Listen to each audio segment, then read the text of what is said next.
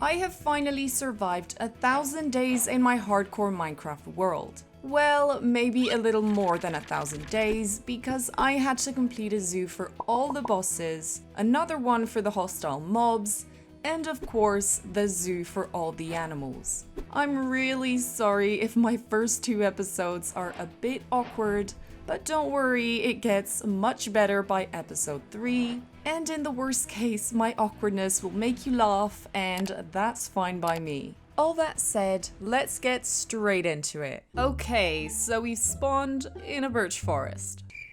That is much better. So first of all, let's go check out this portal right there. Now I'm not expecting any good loot, to be fair, but I'm still gonna take everything just in case. Oh, a village. And they have no idea their entire village is gonna get raided in a few seconds. Now first, let's get all the hay. I really love the fact they have enclosures just for hay bales. I mean, they probably must know their hay is always stolen. Are there any chests? Yes. Oh, that's nice. Emeralds. And I'm gonna take this bed. Thank you very much. That's probably a chest house as well. No emeralds? How dare they? I actually didn't get any wood. Wait, why on earth am I not using my axe? Oh my god, I completely forgot about it. Let's have some bread there because I'm getting quite hungry. Oh great, guess what? I also completely forgot I had a hoe. Oh, I'm actually gonna take that bed. It's way nicer. And where is the forge? Oh my god, don't tell me there isn't a forge. Oh well, that's it for the village then. I think I'm actually gonna go up to these mountains because there are like plenty of resources like iron and emeralds and coals, so yeah. Thank you very much, mister. Oh wait, 2 seconds. I'm actually gonna go steal all the crops. I'm wondering maybe I should get some of these cows over there. Because yeah, having some leather boots will be quite handy for walking in the powdered snow. Oh, I am going to leave a few cows, you know, just in case I want to live like around here. Because yeah, sometimes I just kill all the cows and then I realize there's none left as soon as I want to make a farm. Let's get these leather boots in order. We've got some coal and iron right here. Oh, and I am quite stupid. I completely forgot about the iron golems, so yeah.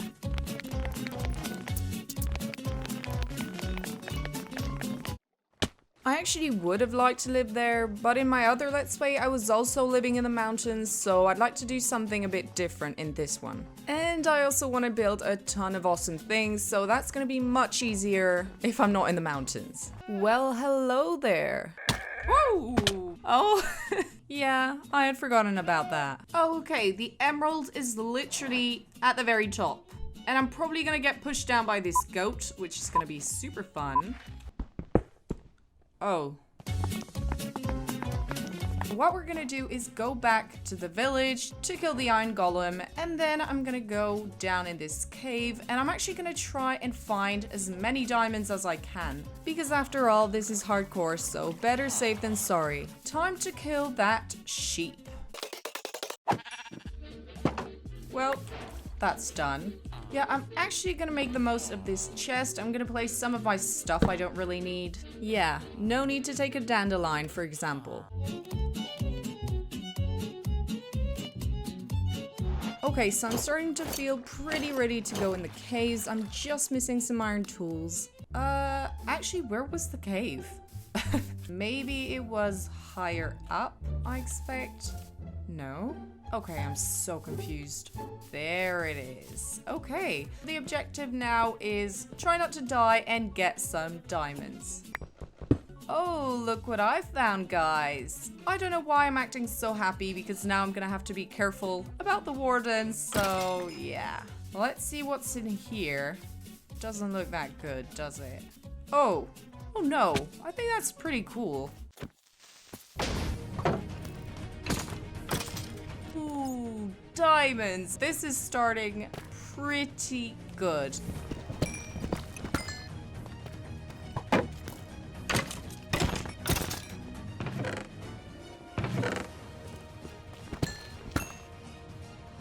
What? There is so much iron. What is that? Okay.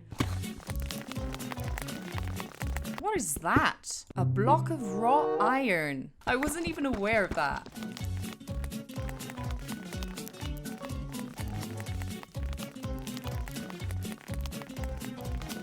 Out of just this chunk, I got 2 stacks of iron plus 4. So, yeah.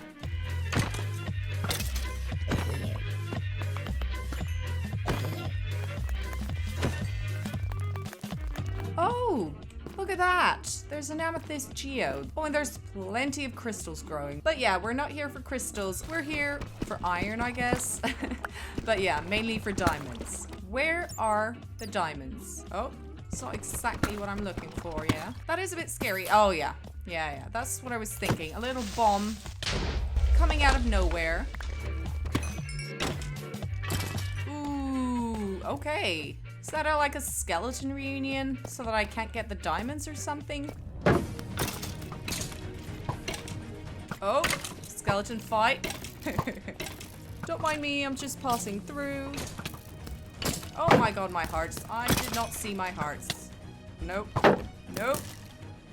Come on, hit each other. No. Oh, you needies. Oh my. You needies. Trying to kill me. Oh my god. Not in my first episode. No, no, no. That actually got my heart pumping for a few seconds there. Ooh.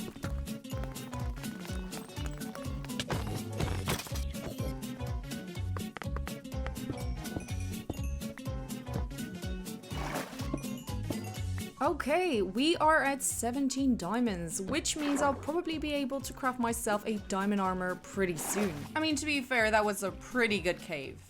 After getting back to the surface, I realized I was still missing quite a few diamonds because I wanted to get my entire diamond armor as well as a set of diamond tools. So I decided to go on a little adventure to try and find another huge cave.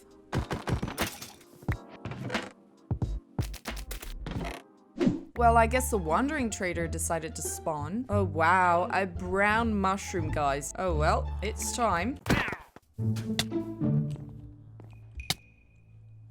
Could you stop, mister? Stop it, or else I'm gonna have to kill you, and I don't want to do that. Stop advancing. Stop. I'm gonna have to kill you. Okay. Silly little creature. Yeah, run away, run away. Oh, you silly little creature. Oh, a red bed. Don't mind if I do. Okay, so I'm actually gonna make a chest and I'm gonna put all this stuff I don't really need in it. Because if I go caving with a full inventory and I have to focus on not getting killed by some mobs, yeah, that's gonna be a bit tricky. So I'm better off doing that. Is that moss? I'm not sure. I'm gonna double check. I'm actually gonna get a bit of bamboo, you know? We never know if I want to make some kind of scaffolding or something. Do you know what? I'm actually gonna make myself a brand new diamond axe and a pickaxe. So I've got a brand new diamond chest plate. I chose the chest plate because for me, it's the part that protects the most your body. So hopefully I'm right. Okay, so it is a lush cave. That's kind of cool. Okay, now that's much better. I mean, this cave is just beautiful. Look at that. Oh, and there's a mine shaft. Okay. Axolotls. Oh. Oh. Hello there, Mr. Jumping Skeleton. So I'm actually gonna start smelting my iron because I wouldn't mind getting a little pet axolotl. Ooh, diamonds, yes. Oh, and the awesome, what is it called? Dripstone cave, okay. I adore the new caves. Thank you so much, Minecraft. Oh, and we've got some more diamonds. Okay, so I've calculated I'm currently missing 9 diamonds to do the full set. Why are there a ton of creepers right next to my area, let's say? Come on, explode everyone. Thank you so much. You can explode your friends. Thank you very much. Well, it's as simple as that, guys. So I'm only gonna bring back one axolotl because, yeah, I really don't have much space left in my inventory. Oh, wait. Don't tell me they despawned. Oh no, there's plenty. Oh, there's actually a baby. I almost want to take the baby, but yeah, you should never, ever take babies. You shouldn't take the parents actually either. They actually look like the mum and dad, so now I kind of feel bad stealing the mum and dad away. Well, you know what? Let's pretend that this is the 18-year-old brother and he's ready to leave the house. Oh. Ah! Yay! Got him.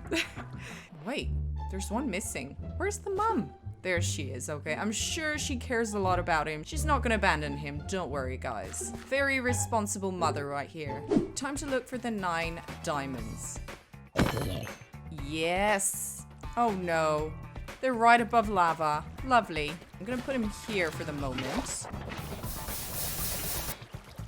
There we go. What wouldn't I do for diamonds? Well, thankfully I turned the lava to obsidian.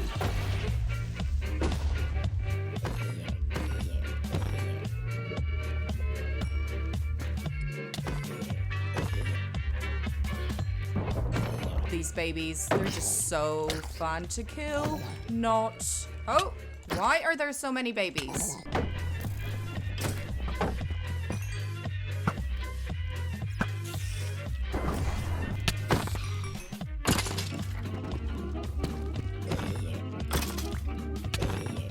Yay!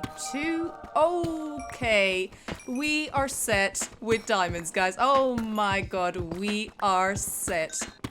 That is such a beautiful surprise. Oh my. Oh my god. We are more than set. That was actually a great end to the mining expedition. Oh, and look at that. On the same pillar. Oh. Okay, so we are finally back. I'm actually gonna leave the chest here. I'll come back maybe in the next episode to get all my stuff. And yeah, I'm just gonna enjoy my way back in the rain. Oh wait, the rain is only here. Oh no. It almost feels like Minecraft isn't actually real. Oh my god, imagine that. Oh, I had actually forgotten about the gold block. I'm super smart sometimes. Oh, do you know what? I'm actually gonna tame one of these horses. I'm gonna tame this one because I like his little socks right there. I don't even know what I'm gonna name you. Do you know what, guys? You can suggest your names for the horse in the comments and I will pick my favorite. Oh, so I'm actually planning on living right next to this village because it'll be super handy when I want to make my villager breeder. And now it's time to build the starter house. Step 1, collect all the resources for the house. Dum, bum, ba-dum.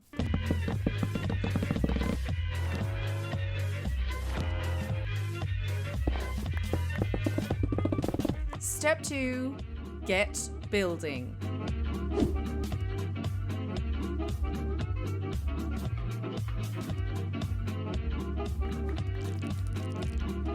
For the lava lake, I decided to turn it entirely into obsidian. I thought I was being so smart, but I wouldn't be getting 10 blocks for the nether portal or 14 blocks for the nether portal plus the enchanting table, but 49 obsidian blocks.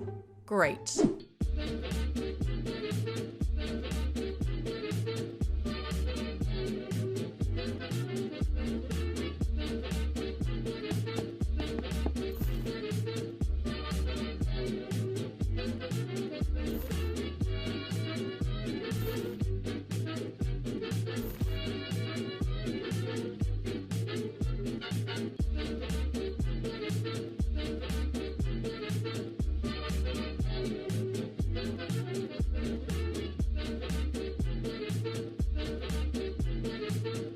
So I've decided to bring back a few cows and these sheep. Like that I can start breeding the cows in preparation for my future enchanting.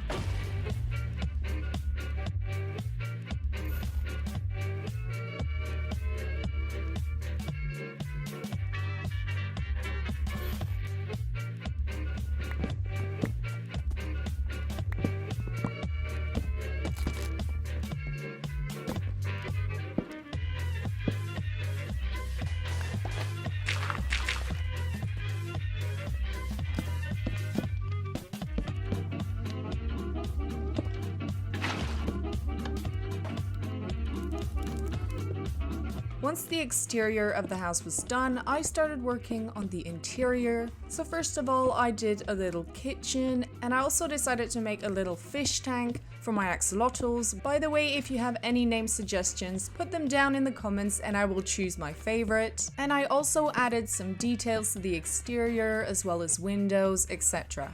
I decided to leave the back part of the house for all the animals, and the front part would be for a little crop farm, so I planted some wheat, carrots and potatoes, as well as a bit of bamboo and some sugar cane on the sides. So yeah, here is the finished result. And by the way, I cannot wait for episode 2 because I'm gonna start building some pretty cool structures. You're gonna find out very soon. In this video, I've got an epic plan. Build a frog kingdom for my pet frog.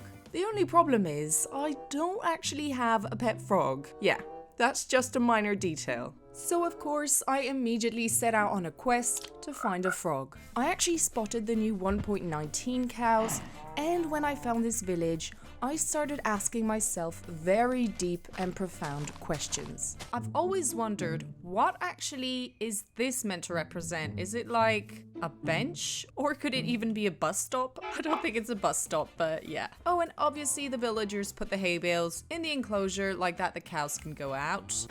Extremely smart people they are. Oh, and there's a cow taking a bath. I mean, they do treat their animals pretty well, fair enough. Well, unlike me. Oh wait, let's have fun, guys. What a sight to see. Villagers panicking. Now I can steal in peace. I've decided to tame 2 dogs, so obviously you can choose a name in the comments below. And as for my other pets, I decided to choose Socks for the horse and Lush for the axolotl. I'm curious to see what's behind this huge hill. Oh wow, the ocean. Oh, and I see the iron golem is well treated here, just chilling in the hot tub. I love this lag when the chest just doesn't open. Lovely. Well, I guess the ocean wasn't that bad because I actually came across a mangrove, finally. What block is that? Mud. It doesn't sound like mud. I don't know if it's just me. It sounds more like some soft deep slate. Oh, hello there, new mob. Oh, I don't believe you can actually tame a frog and it'll follow you everywhere. But if I give that little guy some slime and that other guy over there, I will get some tadpoles that I can take in a bucket. So that is definitely what we're gonna try and do. I love how they walk. It's just adorable. As I will be in here for quite some time, I will make myself a little mud house, you know, just to chill for a bit because I need to wait for the night to come and hopefully slimes will spawn. Okay, so there is the beautiful mud house. I know it is so impressive, guys. Really, it's wow. I'm definitely going to use that in the thumbnail. It's gonna work so well. You know, I want to see like a frog eating one of the slimes. That would be funny. Oh my god, okay. Yeah, not you. I don't want to see you. Oh, look at that. He's really enjoying himself there. Hopefully, if I let them breed around here, they will go in the water and lay their eggs. Let's breed them. Okay, so what I'm gonna do now is wait for them to hatch, and when I get some tadpoles... Oh, no. No. What happened? Oh, great. I've lost my dog, and I didn't even have time to name him. Great. Oh no, there you are. Oh my god, you scared me. Oh, you can get a Nottish shell. How incredible. I now have a lead. You know, I have my new pet frog, guys. Oh my god. I mean, they are pretty big frogs. I mean, if you compare the size of a wolf and this frog, it's quite impressive. I'm going to go check if the eggs... Oh no, the eggs have hatched. Oh, look at that little tadpole. And look at these little guys in the bucket. So cute. Now that I had my tadpoles, I decided to go home and I actually found 2 of the rarest biomes in Minecraft, which was pretty cool. Okay, I'm gonna try and make it over there. A great tip I have for you guys is if you don't see them, they can't see you. I mean, it's just scientifically proven, you know. What I'm gonna do is I'm gonna raise 1 tadpole in the cold biome and 1 tadpole at my house. Like that, I will get 2 different colors for the frogs. I think I'm gonna name you Joey. Now I'm gonna deal with his sister. Oh my, why did I say sister? Because I'm planning on breeding them. Oh well. I'm actually gonna put some torches just in case so that the water doesn't freeze. And I'm gonna name her Beatrice. I know that if you give them slime, they can grow faster, but I was thinking I should maybe keep my slime for the moment because I really don't have a lot. So it's time to plan out the kingdom. So first of all, we have a large rectangle for the walls, which will have to be 8 blocks high. So the most important thing is having a castle. On each side of the castle, I will have the forge and the bakery. And then I will just add, some little houses for the frogs to live in, as well as a pond and some paths just going around the place. So the very first thing I had to do was, of course, collect some blocks for the building. I was planning on using mainly blocks that you would find in the mangrove, and that is why I needed to enter the nether, because I could reach the mangrove much quicker than in the overworld. I also used the leather and the sugarcane I had collected to build a temporary enchanting area in my attic. I then popped into the nether and attempted to approximately calculate where the mangrove swamp would be situated. And I was going in the wrong direction. Super duper smart. Whoops-a-daisy. I actually managed to find the mangrove on the very first try, but I realized it would take way too much time to collect the mud with an iron shovel. So I decided to head back into the nether to mine some quartz to get plenty of levels. When I came back into the overworld, I noticed that Joey was missing. And guess what? He had actually grown up and was wandering about in the plains. I then went to see his sister, but basically she hadn't grown up because her pond was too far away from the house. I managed to get efficiency 4 and silk touch on my shovel, and then I went back to the mangrove to collect a bunch of dirt.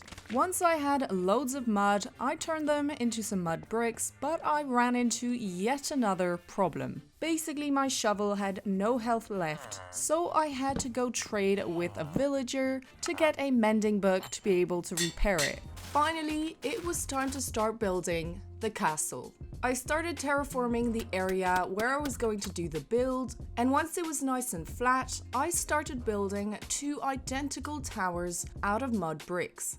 And I also spent 10 minutes just staring at Beatrice until she finally grew. I then bred Joey and Beatrice to populate the future kingdom and set back to work collecting a ton of resources and working on the roofs of the towers. I wanted the castle to have a cute, funny feel to it. That's why I only made 3 towers, and that's also why they are a little bit thicker in the center. I soon realized my tools were running out of health super fast, so I needed to get mending on all of them. But before putting mending on them, I decided it would be much smarter to get efficiency 4 first, so I went back in the nether, killed off some pigmen, mined some quartz, etc., and I was able to enchant my pickaxe and my axe. I then went back to the mangrove to chop down a bunch of wood, and I made plenty of stairs and mangrove fences, because I was going to start working on the huge wall all around the kingdom. The main block for the wall would be mud, so I started building the outline of the kingdom out of mud blocks. I then chose a design for the walls, so I built 8-block high mud columns, and to add a bit of detail I added some stairs as well as some fences, and actually even some bamboo. This actually was a really long process because I just had to go all around the kingdom walls, and it just took ages, but it was very important to do if I didn't want all my frogs to be jumping away. As for the gaps in the center of the wall, I was actually going to place some glass panes because I thought it would be nice if we could see inside the kingdom when we're walking outside the walls.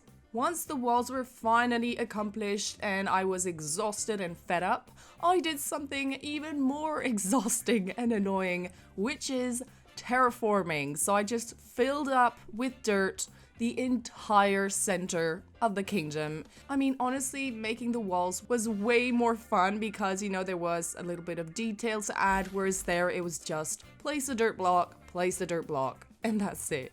And I mean, just look at the day we're on, day 97. So yeah, that took quite some time. So Joey and Beatrice will definitely be living in the main castle, but I'm still gonna show them around, even though there is not much to look at yet. I'm actually gonna let them run around a bit just to make sure they can't get out. I'm so scared about that part there. I decided to, you know, make it slant down a little bit, but now I'm worried that if they're here, they can maybe jump over there. I don't know, hopefully they can't. I've got to say, they are the most spoiled frogs ever.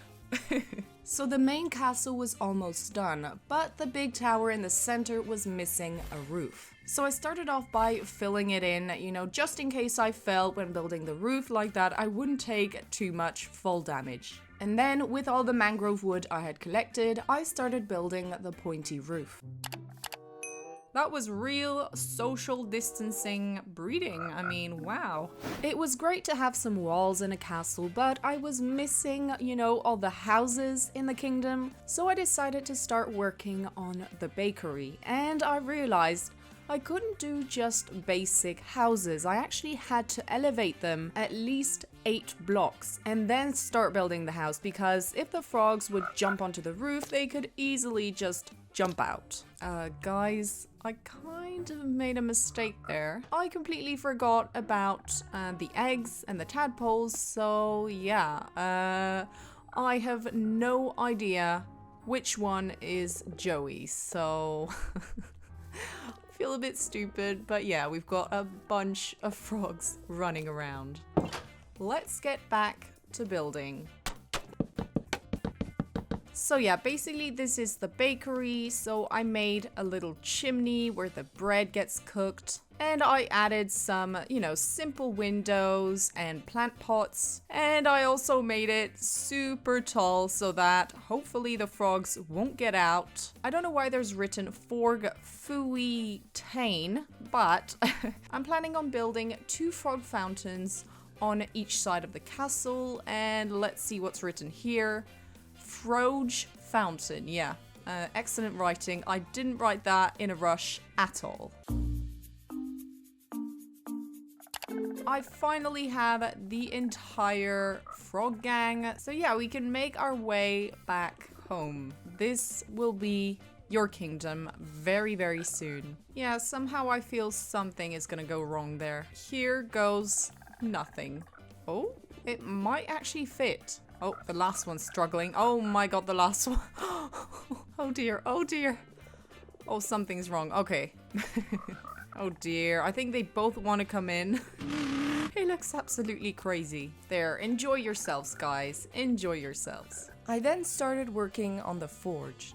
So I wanted it to contrast quite a bit with the bakery. That is why I used some cobblestone and some oak logs. Nevertheless, what was important to me is that each house of the kingdom had a connection with the other. That's why I decided to use some mud bricks for every build. Okay, so I'm finally done with the bakery. Well, I didn't really do much. I just added a few windows and I also added a floor. So yeah, I'll need to add a ladder and I'll probably put some hay bales and item frames with bread, etc. And as for the forge, I finished the overall build. I just need to add a few windows and details, as well as a floor, and decorate the inside.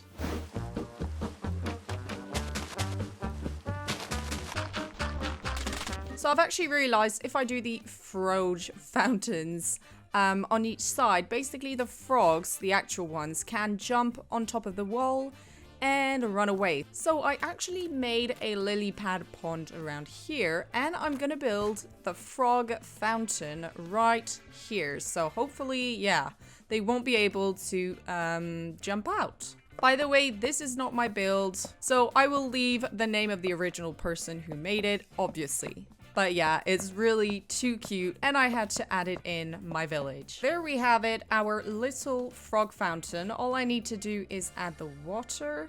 There we go. Oh, and I'm probably gonna put a few slabs there. Like that the water doesn't go everywhere. And there we have it, our adorable little frog fountain. And this frog right here is very happy about it. The frog village is slowly coming along. At that point, I took a little break from the building to, kind of restore my tools as they all had mending on them. And I also collected a bunch of stone and started building a little tower, so it would probably be the watchtower where the frogs would go up and like keep a lookout in case some axolotls came along to eat the tadpoles. I don't know. Once the tower was done, I started working on the 3 other village houses. So the first one was very simple, just a small house with a very basic roof. After that, I wanted to do a bit of decorating, and I had added, a few small bushy trees around the place. Small, of course, because I didn't want the frogs to use them to get out. But I decided it would be nice to have an actual big tree, so I tried to put it in the center of the village to prevent the frogs from jumping out. But the issue was, it actually completely hid the house I had just made, but oh well. I then started working on another village house, so I actually kept the same block palette as the small house, but I just made a way higher roof. But I mean, the overall house was just exactly the same, just a little bit larger and higher. I then started working on another house, so this would be a small one. Basically, it was in the corner and we wouldn't really see it very well, so there wasn't much point in making it huge and extravagant. I used a lot of spruce wood for the roof, and obviously I put some mud bricks for the walls to kind of stay in the village theme. And finally, the last village house. So for this one, I wasn't really sure what to do, but I had quite a bit of space to work with. So I decided to do a pretty large village house with actually a sort of little shed going on the side. So I made a slightly slanted roof for the shed and a huge roof for the main house. Like that, it went super high, and I thought it looked really nice because it adds a few different levels and contrast in the overall village. I was still missing quite a few cold frogs, to kind of have every single frog type in the village, so I went in the cold biome and waited for them to grow up.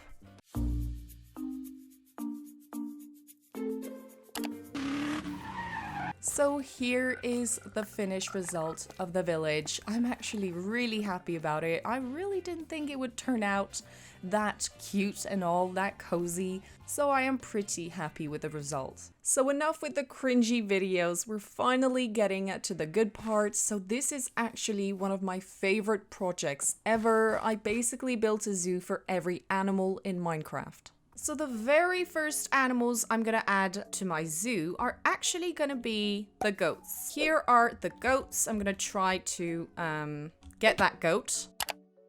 Now I actually have to figure out where I'm gonna build my zoo because I've got my frog kingdom right here, so I can't do the zoo there, and I've got my house here. So, oh my god, we've got a flying goat right there. As I'm really not interested in terraforming this entire meadow, I'm gonna burn the entire birch forest to have a flat terrain to work on. I'm really sorry to anyone that loves birch forests, but yeah, it has to be done. Yeah, I'm kind of feeling bad for the trees right now. After burning down an entire birch forest and using up 10 flint and steel, I finally started gathering resources for the enclosure. I actually came by this cave when strip mining, and I actually found some diamonds there, which was pretty cool. And then I got the lag where you can see through the walls, and I felt this was extremely illegal. I also went to collect a bunch of snow and just filled up my inventory. And I felt a bit bad because I completely destroyed the biome. Once I was ready to build, I decided to select my block palette, so I chose mainly snow, stone, and spruce. So I'm going to start off by tracing out where I want the enclosure to be. Let's do a little bit of terraforming. So now that the area is all terraformed, and I see we've got some guests. Hello? So yeah, as you can see, I have terraformed, and I have actually left this area here because basically I want to build 2 mountains. So I've got one of the mountains done, and I'm gonna repeat the process right here.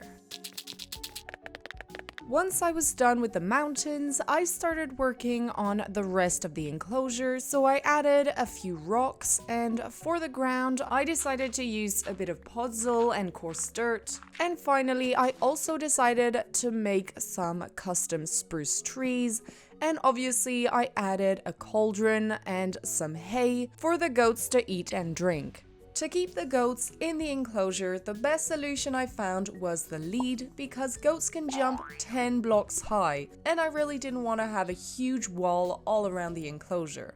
The goat enclosure is done, only 32 enclosures left. Yes. So the next animal we're gonna do is the axolotl. I actually already had an axolotl, but I liked having him in the house with me. Therefore, I decided I would go find 2 new axolotls. So I headed over to the lush cave I'd found, and luckily I spotted a yellow and a brown axolotl. I also collected some drip leaves, clay, glowberries, and a few spore blossoms. So the very first thing I want to do is make the axolotls comfortable. So I'm going to kind of make them a little pond so they can just swim around while I build the rest of their enclosure.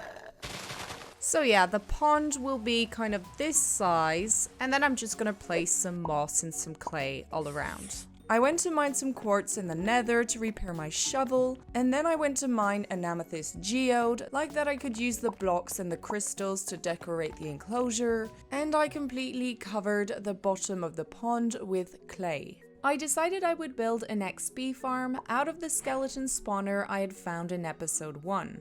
I got some soul sand, and now all I needed was kelp. I've come all this way and there's actually no kelp. Oh dear. But you know what, I'm gonna get some corals at least. By the way, I cannot wait to have to bring back a dolphin and a squid to the zoo. I mean, that's gonna be so much fun.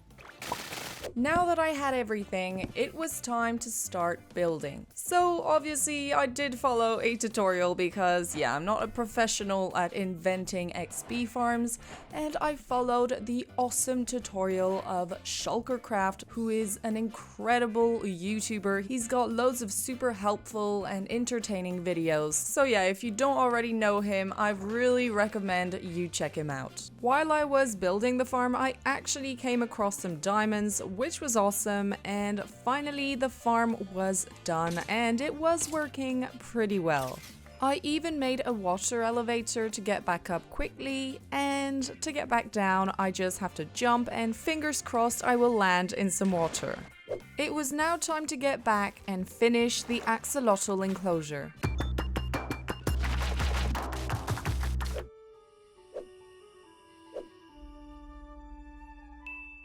Next, let's move on to the wolves. So obviously I won't put my own wolves in the enclosure because they're not wild anymore. And by the way, for the names I chose Peanut for the red one and Snow for the yellow one. By the way, I will try to get 2 animals for each enclosure if I can, and that will actually add a difficulty. For example, when bringing back the dolphins, I'm gonna have to deal with 2 dolphins, so yeah, that's gonna be super fun. Obviously, my shovel has run out of health, so I'm gonna go on a quick trip to the XP farm. Sorry for the bad joke. Tell me in the comments if I got you.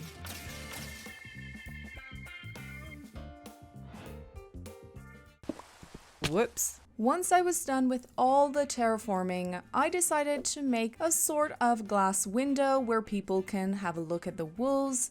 And for the enclosure, I actually made a little river with a waterfall, and I added a bit of podzol and gravel everywhere. And I also worked on a few custom spruce trees to really give the taiga feel to the enclosure. There will basically be a little entrance right here where you can have a look at the wolves behind the glass. I even added a bench for anyone who's a bit tired. And then to be able to actually feed the wolves, I made this little trap door there. I can just go down and it leads to this door, and I can just, you know, give some food to the wolves, etc. Time to work on the next enclosure, the pigs. So obviously, first of all, I'm gonna go find some pigs. So I've got one, now I just need to find another. Here's another pig, perfect. I've just installed a data pack and you're gonna see it's pretty cute. So yeah, basically when a pig walks on mud, look what happens. Yay! It's really cute. If you're wondering, this data pack is called Muddy Pigs and it was made by the Mobo. So here is the block palette for the enclosure. Of course, there's a bunch of mud, but first I need to go repair my tools. So you may be wondering what I am doing inside the Frog Kingdom with Beatrice on her throne. Well, basically I realized my shovel was losing way too much health, so I'm gonna enchant a new one with Unbreaking and I'm gonna merge the enchants together. I finished off with the muddy area. What is that pig doing? Stop it. And now I'm gonna start working on the slightly drier area with the shelter and all. And I'll probably, you know, have a few carrot and potato crops so that there will be a clear contrast between the muddy fun area and the more refined dry area. And here is the finished result. Next, let's do the pandas. So yeah, right over there is a bamboo forest, so hopefully I will find a panda or two. And there they are. Well, they weren't very hard to find, but my guess is they'll be much harder to actually bring back. Oh, and I thought the Enderman was a second panda, but no. Oh, and I found another panda with a parrot. Nice. I decided to tame the parrot, and I actually got spooked by a creeper when I was collecting seeds. Whoa! I then found a second parrot, and finally we all made our way back to the zoo. But things turned very sour. I arrived back to the mangrove and went through the portal with all the animals, but my game started lagging like crazy. And then, when I logged out of the world, it got totally corrupted and I was eternally stuck on the loading world screen. Thankfully, I had made a copy earlier on, so I was able to get back into the world, but I still hadn't done the wolf and the pig enclosure at that point. So yeah, time to build them all over again. By the way, great tip, always make copies of your worlds in case they get corrupted because it happens more than you think. So yeah, wish me luck. I'm honestly looking on the bright side there, but I'm going to explode inside. I guess I'll see you in a few hours, even though for you it's just gonna be a few seconds. I mean, lucky you. As you can see, I finished the wolf enclosure, so it's time to get these guys in. So yeah, the wolves are finally released to their second enclosure. So if you're wondering, I actually made it a bit different. So instead of making the glass here, I actually made a cave here, and the glass area where people can have a look is actually here now. For the pigs, I built a slightly different enclosure, so I mainly just changed the shack and I also made the mud area way bigger because I thought it was nice for the pigs. To kind of relax after rebuilding 2 entire enclosures, I actually went to see my own pet bunnies. So I decided to thank them in a way I would do the bunny enclosure right before the panda enclosure. Of course, I gave them some hay and some carrots, and then I went to get 2 brown bunnies from the meadow and welcome them to their new home. Now that the rabbit enclosure was done, I decided I would start working on the path between the enclosures, and honestly just having a path made the zoo look way more like a zoo.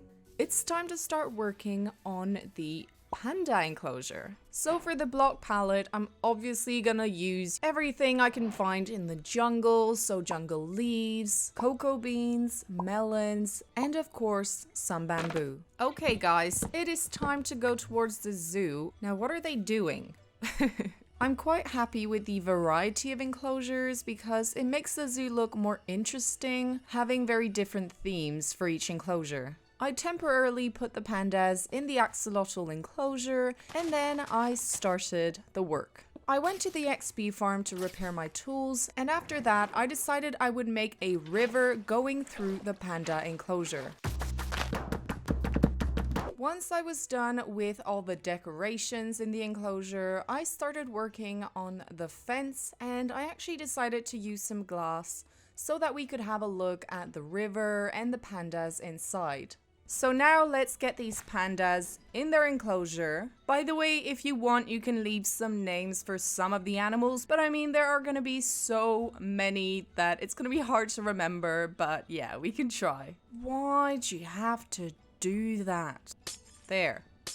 3 large. I will give them a little welcome gift. Well, I hope you're gonna have a nice time in your new enclosure.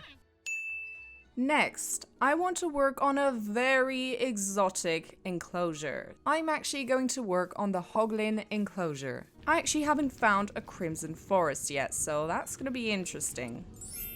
Finally, a crimson forest. And yes, it is quite far from my nether portal, which is going to be so fun. Yay. I will be your future mummy, and I will build you a great enclosure. And please don't kill me. That's all I'm asking. Oh. Oh dear. I'm not sure I really want you here, to be fair. It was now time to start building the super long tunnel all the way back to the portal. I even made a fenced up area around the portal to be sure I won't get killed, and I will add some carpets so that I can jump out just in case. So my plan is to have this little fenced up area, and hopefully they will follow me and I'll just have to jump out using the carpet. So hopefully it'll go as planned. So now let the stress begin. I really don't want things to go wrong, but I know there will be a problem. I mean, logically. So I've got a mummy and her baby, and of course, only the baby saw me. Great. I hate this. Come on, mummy. Come on, mummy. No, we've got only the baby. Oh, and by the way, I know that they're gonna turn into zombified hoglins. Hopefully, it still counts as a hoglin, even though they have a different skin. Oh, no, no, no, no, no, no, no, guys. Leave my baby alone. Leave my baby alone, guys. I had not thought about this, to be fair. Okay, great. Could you move out of the way, guys? Please. Oh! No, don't tell me they're afraid of portals. Oh, no. Yeah, I've got to block him up somehow. Come on. No! Oh, I'm never gonna manage. Ah, this is not going as planned. I'm gonna put this lead on you. Don't be scared. Come on, baby. You can do it. Oh my god, I made it. Now that I had one baby zoglin, it was time to get a second one. I don't want to get ambushed. Okay, I'm gonna get ambushed. There he is! This is actually not as scary as I thought it would be. I love the little ears. Okay, so now I do the lead and off you go. Yay, perfect. So now that they're here, I'm gonna get Silk Touch on my pickaxe, and then I'm gonna build them their very own enclosure back at the zoo. So we have a little issue, guys. Basically, the zombified hoglins have despawned, meaning I need to get them some name tags, so that's gonna be fun to do. Thankfully, I had already found a mine shaft, so I went to explore. Oh, and we've got a spawner right here. Awesome. Oh, great. That's not what I wanted. And of course, no name tags. Great. Well, that's gonna be good for the Ender Dragon fight, but there aren't any name tags. This is not going in my favor at all. Oh wait, did I say it was not going in my favor? No, not at all. Of course it is. Perfect. Okay, are you gonna be the lucky one? Yay! Okay, perfect. So we have at least one hoglin. And we've got some more diamonds there. Perfect. Is that dude in an elevator or something? It's going really slow. I'm realizing I need to get fortune on my pickaxe soon. And he's still going.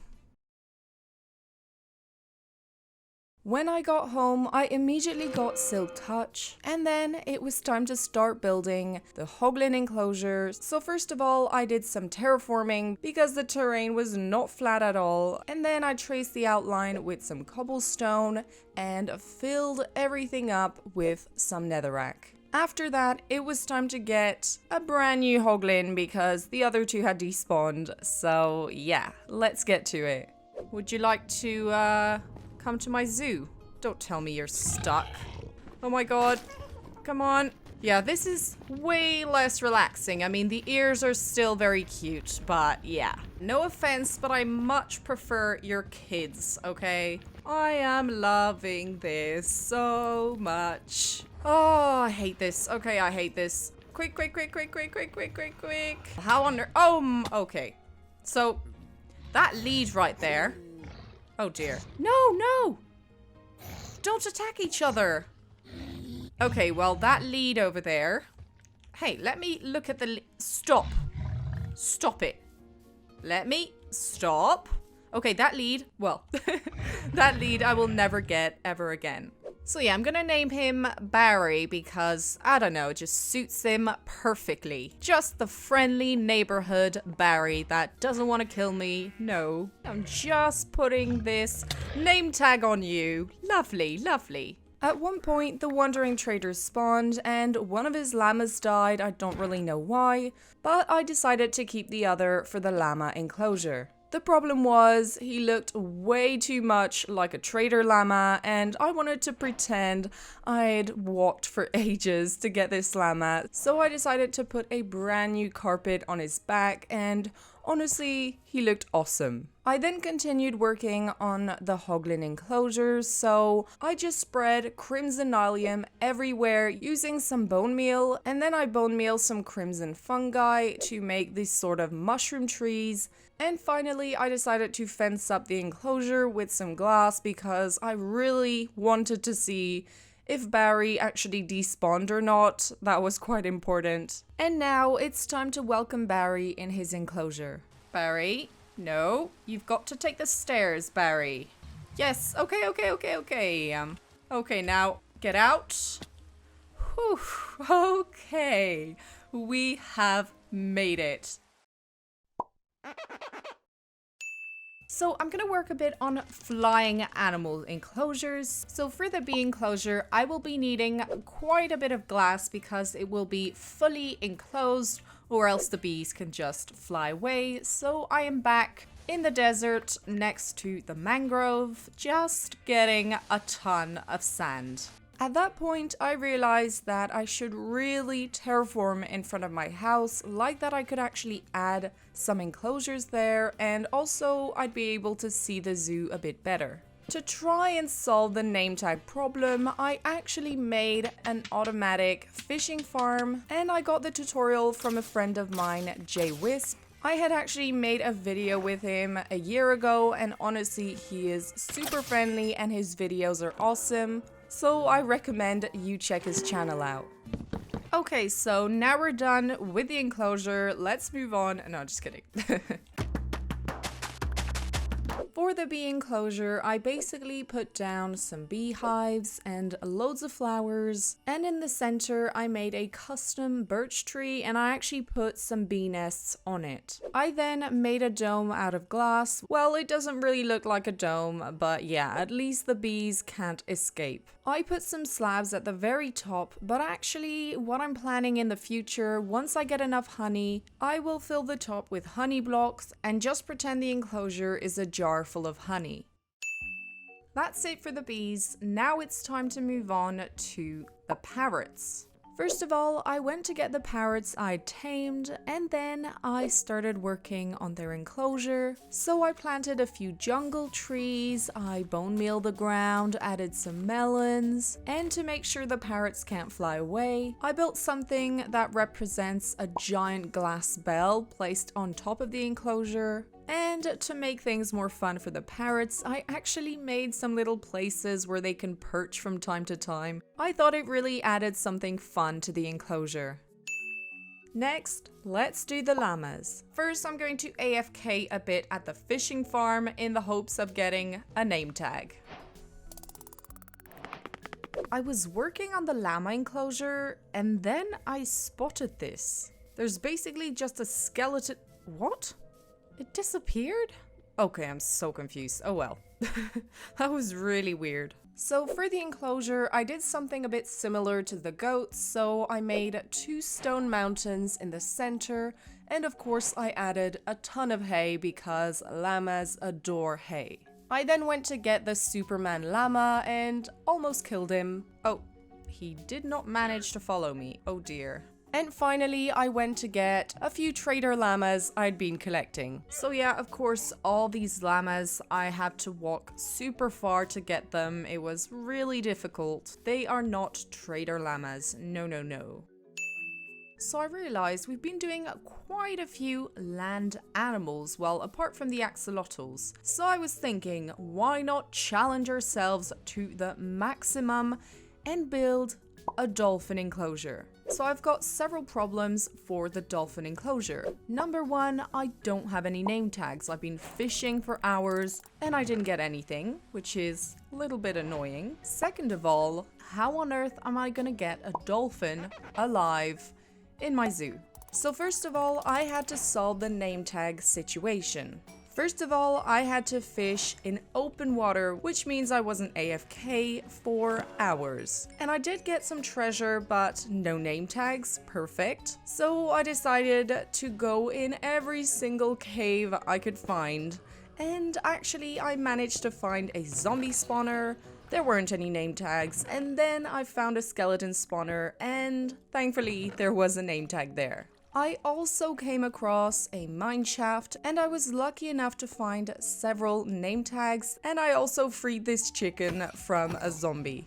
Next, I started building the dolphin enclosure, so I dug a large hole, covered the bottom with sand, and then placed some water everywhere. I added a few decorations, and now all I needed was to make a sort of river going from the ocean over to the enclosures. So yeah, that took quite some time. And now it's time to get these mighty dolphins. Obviously, the ocean nearby was a cold ocean, meaning no dolphins spawn in it. So I had to travel super far, and finally I found a normal ocean, and I struggled to get the dolphins. I don't know why, they were so hard to get. Slowly.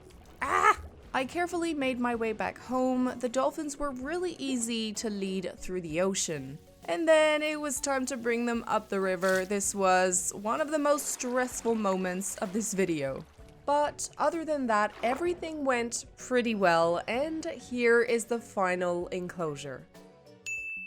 Next, we are gonna do the trio cow, sheep, and chicken. I started off with the cow enclosure, so I decided to give it a sort of autumn feel. So first of all, I planted some huge spruce trees to get a ton of wood and some podzol, and then I added a bunch of pumpkins, and I used sea pickles to make the stem. And finally, I added a cauldron of water and some hay.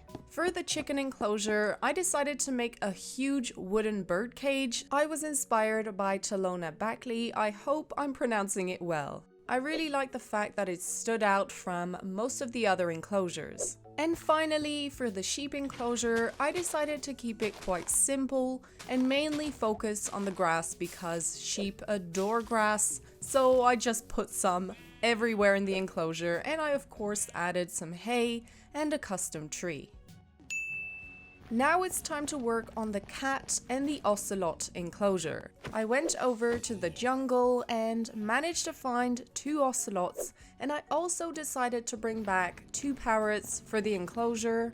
Like that, they could fly around freely. When I got back in the overworld, all the ocelots escaped, so I managed to get 2 and I put them in the llama enclosure while I went to look for some cats. First of all, I went to get the cat from the very start of the video, the goat cat. And I also found a Siamese cat by the village. The ocelot enclosure obviously had a jungle theme. I just, recreated the jungle with some melons, leaves, trees, etc. And for the cat enclosure, I actually decided to use some acacia trees to give a savanna feel to the enclosure. I was kind of pretending like the cats were lions. I went over to the llama enclosure to get the ocelots, and of course, they had despawned. So I went over to the jungle near my house, I got an ocelot, I even gave him some fish hoping he wouldn't despawn.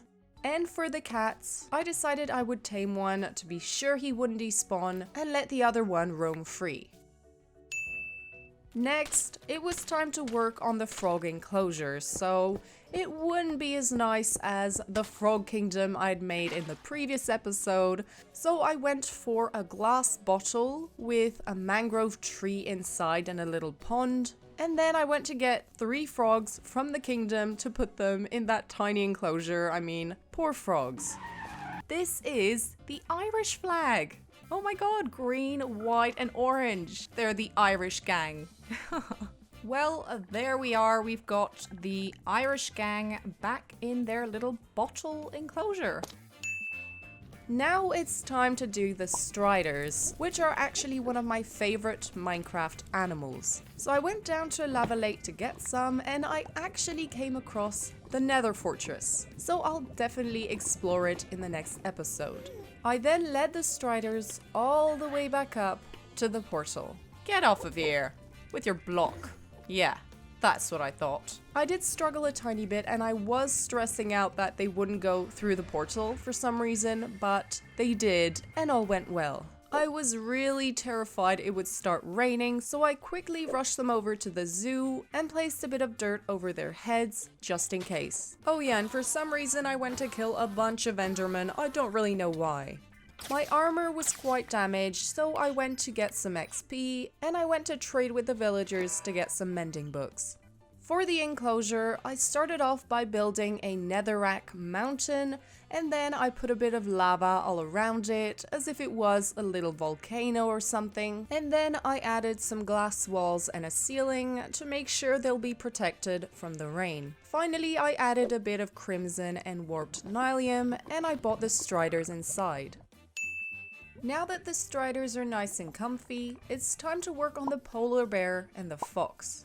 Now the problem with these animals is I haven't found them in the world yet. I remembered I'd spotted a few icebergs when looking for the dolphins, so I decided to go over, and thankfully I managed to find plenty of polar bears, so I brought them back home. I went back out to explore the ocean, and luckily I found a frozen taiga. I managed to catch 2 Arctic foxes, and then we made our way back home. I made sure to start with the polar bears so that they wouldn't kill the foxes. For their enclosure, I went to mine a bunch of packed ice, and I made like a frozen lake with some icebergs, and for food, obviously I had to give them a bit of fish. As for the foxes, I made a frozen taiga inspired enclosure, so I covered the ground with snow, and I added a few spruce trees, some berries, and I even went through the trouble of putting some snow on the trees. I know that foxes can jump over fences, therefore I made the fence 2 blocks high. When I was finished, I actually had to go get the foxes that were still in the boat, and I welcomed them to their enclosure. Next, it's time to do a super cool Minecraft animal, the mushroom cows. So I hadn't found any mushroom cows yet, but in episode 1, if you remember, I did find a mushroom biome, so I sailed over, and thankfully there were a bunch of mushroom cows on the island. Yeah, this is one of my many works of art. I obviously mined a bunch of mycelium because I wanted to make a large enclosure for the cows and cover the entire ground with it. Once I was done with the ground, I added a bunch of huge mushrooms as well as a few small ones, and for food I of course gave them a bunch of hay. Next, we're gonna work on a group of animals that has something to do with Mr. Socks. And no, I am not talking about squids. We're going to work on horses, donkeys, and mules. I maybe shouldn't have taken them all at the same time there. It's just a mess. So first of all, I bred the donkeys with some horses to get some baby mules. I started off with the horse enclosure, so what I did is I shoveled down the grass so that it was nice and yellow, as if the horses had stepped on it a lot. And then I worked on the fence, so I used some trapdoors, some grass, and some spruce logs.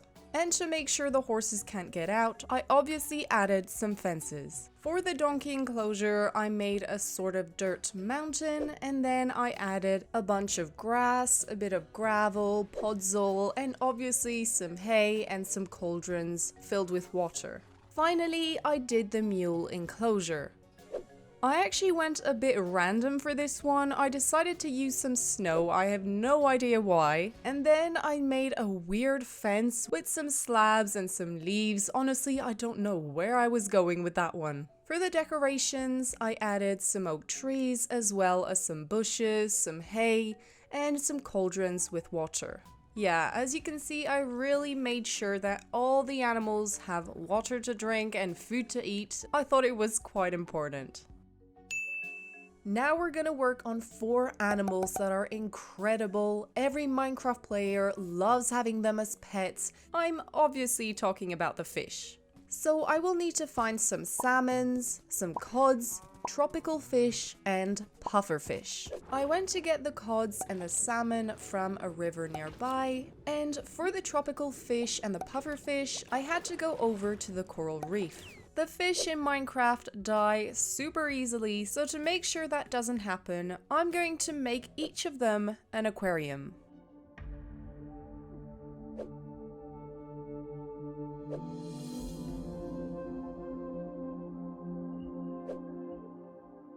For the 2 tropical enclosures, I obviously use some corals, but for the salmon and the cod, I use some green concrete to create some kind of seaweed to make the aquariums a bit different. Next animal, the turtles. I sailed through the ocean until I found a beach with a bunch of turtles, and I led one into my boat and bred another 2 to get some eggs. Like that, it'll be easier to transport. I lured the turtle up to the zoo using the river I'd made for the dolphins. I then set to work on the enclosure, so I made a sandy beach, and in the center I made a little pond, and it actually looks like a heart, which is really cute. For the fence I used some jungle logs as well as azalea leaves. I also placed down the eggs and made sure to protect them because the zombies kept trying to break them. Now we're gonna do an animal that you're probably not expecting, the spider. Basically, spiders are indeed animals, so I thought I had to count them in. And anyway, spiders are quite friendly as long as you meet them during the day. So for the enclosure, I dug out a cave, and then I went back to the mine shaft to get a bunch of cobwebs, rails, and I managed to find 3 extra name tags because there were 2 mine shafts next to each other.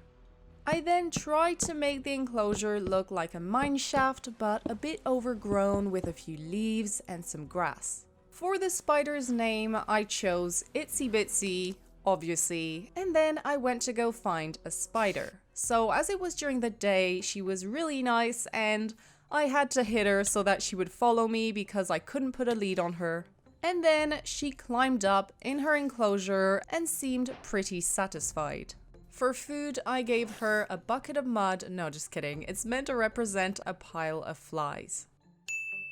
Now let's do the bat enclosure. So I thought doing the bat would be pretty easy. I just had, to make a dark area and one would spawn. And that's when I realized they only spawn underneath Y level 63. The thing is, I was in a meadow at level 90. So first of all, I worked on the enclosure and just made a simple little cave. And when I realized that no bats would ever spawn, I went down in a ravine to try and catch one. The only problem is, you can't take them in a boat, you can't take them in a minecart, you can't take them on a lead, so how am I supposed to get them? I managed to catch one bat with my fishing rod, but I couldn't lead him anywhere, so it was useless.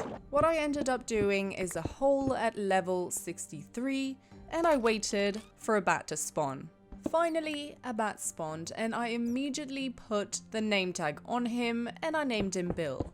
And what I had to do was really long. Basically, I just had to wait for Bill to fly a little bit higher up, and then I would gradually block up the area until we reached the surface. Now, I thought the dolphins were the hardest animal, but no, it is definitely the bat. Yeah, guys, never get a pet bat. It's really not worth it. Last but not least, the squid and the glow squid. Number 1, I built both of the enclosures. So the squid one is a bit more basic and the glow squid is all shiny and special. I even used some amethyst blocks and crystals. Next, time to get the squids in their enclosure. So for the basic squid, I went down to the river and I brought it back up. I really struggled, honestly. It kept getting stuck, but I managed to bring it back up using the same way I used for the turtles and the dolphins. The glow squid was much trickier because they only spawn underneath Y level 30. So I dug deep down to level 30 and spotted a squid at the bottom of a ravine. I made my way down, I put a lead on her, and struggled for at least 20 minutes to get her back up. No, you're not doing it right. No.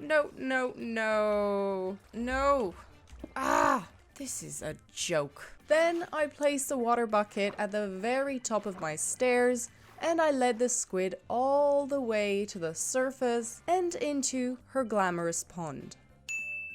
Well, it looks like we finally made it.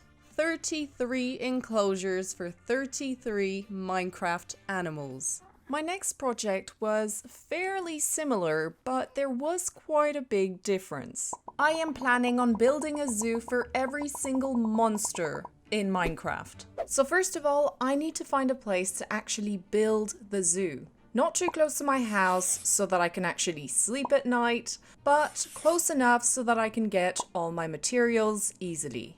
I've used up all the space over there for building the zoo, but I realized that behind the Frog Kingdom, there is actually a relatively large area with nothing. Now, the only problem is the fact it's not flat at all. I began the long process of terraforming the entire hilly terrain and transforming it into a huge flat surface so that I could easily build my zoo on top. Now what we're gonna do is get a bunch of stone and we're gonna trace out the outline of the monster zoo. While I was tracing the zoo outline, I realized it actually was blocked by a huge chunk of the mountains. So I thought, instead of just mining it entirely with my shovel and my pickaxe, I would be better off using some TNT. So that is why I decided to build a creeper farm to get loads of gunpowder. I then spent a good few hours alternating between destroying the mountain with TNT and going back up to my farm to AFK. Once I was done, the remaining part of the mountain just looked absolutely ridiculous. So I'm going to start off with the enclosure in the center. So it's going to be a large oval shape, and then I'm probably going to have enclosures all around the outline and a few in the center here. Now that I had everything planned out, it was time to actually start getting the mobs in the zoo. And guess what? Some pillagers came along. I guess they really wanted to be in the zoo.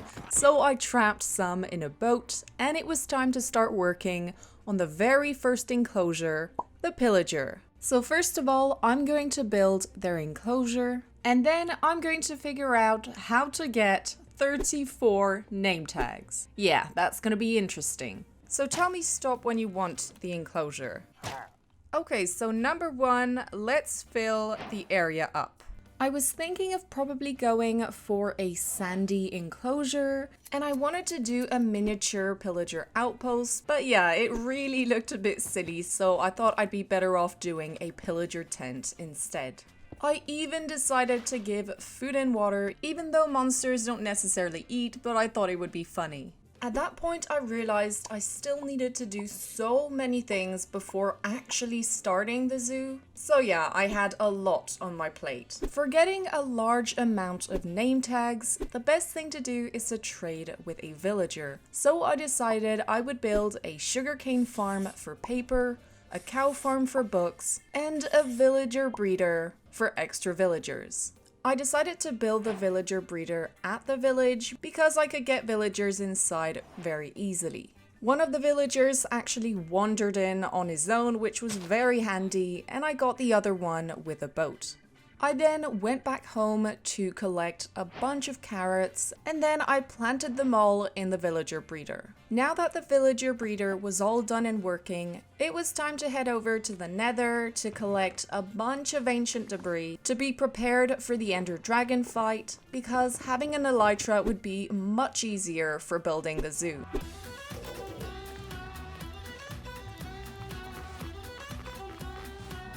No! I had collected 18 ancient debris and I found another 2, which meant I could upgrade my entire armor to netherite as well as my sword. I went to repair all my tools and upgraded my bow, and finally it was time to loot the Nether fortress. The only problem was there was nothing to loot, there were no chests and no nether warts, so I had to search the nether for an extra half hour to find another nether fortress, and I finally got the nether warts. After looting all of the chests, I went back to the village and started building the sugarcane farm using an observer and some pistons. Basically, once the first sugarcane reaches 3 blocks high, all the sugarcanes are going to be harvested. I then started working on the cow farm, which was quite funny because it had a special lava button, but other than that, it wasn't very effective because I couldn't get that many cows in the top, but it was perfect for instantly cooking meat, I guess. This is the fate that awaits him. I decided to lock up a librarian so that he would be safe from monsters, and then I started working on the iron farm. It was a really practical farm because you could get villagers in easily by breaking the beds, and you don't need any name tags. A boat will do fine to trap the zombie. And oh my, it is so efficient. I really recommend this farm design because it is so simple and effective. And by the way, I now have a power 5 on my bow. I'd spent several hours AFK at the sugarcane farm and I didn't even get a stack. So I decided to head over to the desert to collect a few stacks of sugarcane for trading with a villager, but in the future I will probably have to extend the farm.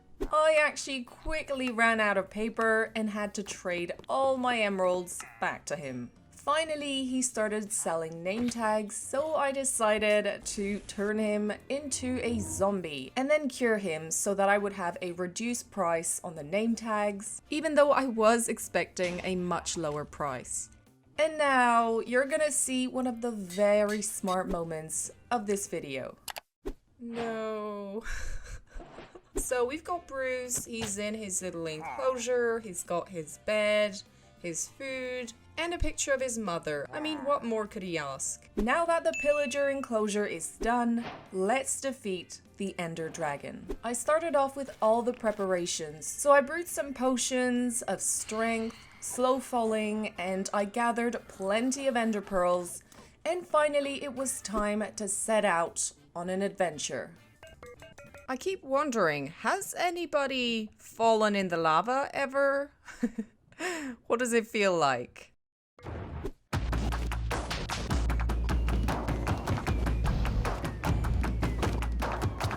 Now that the dragon was killed, I made my way through the end looking for some end cities. I came across this really tiny end city that had absolutely nothing in it, but thankfully further off I found an end city with a ship and I was able to collect the elytra. Now obviously being super smart, I'd forgotten to take fireworks, so I had to slowly and carefully make my way back to a portal and then back into the overworld. Now all I have to do is get all these super deadly monsters inside my zoo. The second monster we're gonna add to the zoo is going to be the blaze. So I'm going to start off by covering up the ground with nether bricks. I'm also going to need a bunch of sand for glass. So to actually smelt up all this sand and turn it into glass, I'm going to go to the nether and fill up another shulker box with lava buckets. That should be more than enough. Hello there. While I was smelting all the glass, I continued working on the enclosure, so it was inspired by the Nether Fortress, and I added some lava for the blaze to eat and swim in, as well as some other decorations. I then started building a long path going over to the fortress because I was planning on bringing him back in a boat. To deal with the fireballs, I collected some magma cream and brewed some fire resistance potions. The blaze kept breaking the boat, which was so annoying, but finally he got in and I named him Jerry. Jerry kept hitting me non-stop. I mean, thankfully I had netherite armor, and basically I brought him up using some pistons. He managed to get out of the boat several times, but thankfully I got him back in, and then it was a very relaxing trip back to the portal. Thank you very much, Jerry. Very nice. No! I mean, thankfully he went through the portal without any issues. On a scale of 1 to 10, I would say bringing back the blaze is a 9 in difficulty. The next enclosure will be the zombie. For the zombie enclosure, I'd like to do something relatively nice with like grass and bushes rather than doing something dark and stony. I kind of want every enclosure to be a little bit unique, you know, if I just do the skeleton, creeper, zombie in just a dark cave, it's just gonna be a bit sad. Once the enclosure was done, I went back to the village to trade some sticks with some Fletchers so that I could buy 2 new name tags. I chose the name Berta for the zombie because it's absolutely beautiful. And I went to get a zombie from underneath my zoo. So basically, I gave the zombie a helmet thinking that it wouldn't break. That actually wasn't too difficult. So, okay, great. How to lose a name tag yet again. Perfect. Finally, I took the wise decision of building a roof over the enclosure so it looked a bit like a gazebo, I guess. And this time around, Berta II thankfully didn't die. Now that the zombie enclosure is done, I think we're gonna work on the creeper enclosure. So I was kind of debating what I should do for the enclosure, so probably like a mossy enclosure because creepers are meant to be covered in moss. And obviously I will also add plenty of TNT. I decided to add a few amethyst blocks as well as a glass wall all around. Now it's time to get some more name tags, so I'm going to pop by the village to trade sticks for emeralds. For the name, I choose Bert, and now it's time to go get a creeper from underneath the zoo. The creeper actually almost exploded when he entered his enclosure, but apart from that, all went really well and I carefully put his name tag on.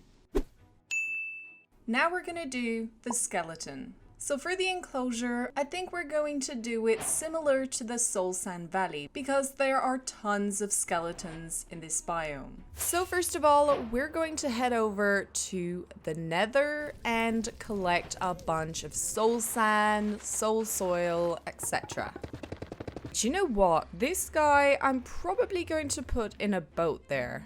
So I'm going to start off by doing half of the enclosure with soul soil and the other half with soul sand. I'm also going to do a sort of fossil in the center. I guess it could represent the skeleton's house, even though I don't know why he would live in a fossil. And finally, let's add a bit of vegetation. At that point, I realized I'd forgotten to give water to Bert. It's not important to give water to a creeper. I don't know why. I had to do it, and this happened.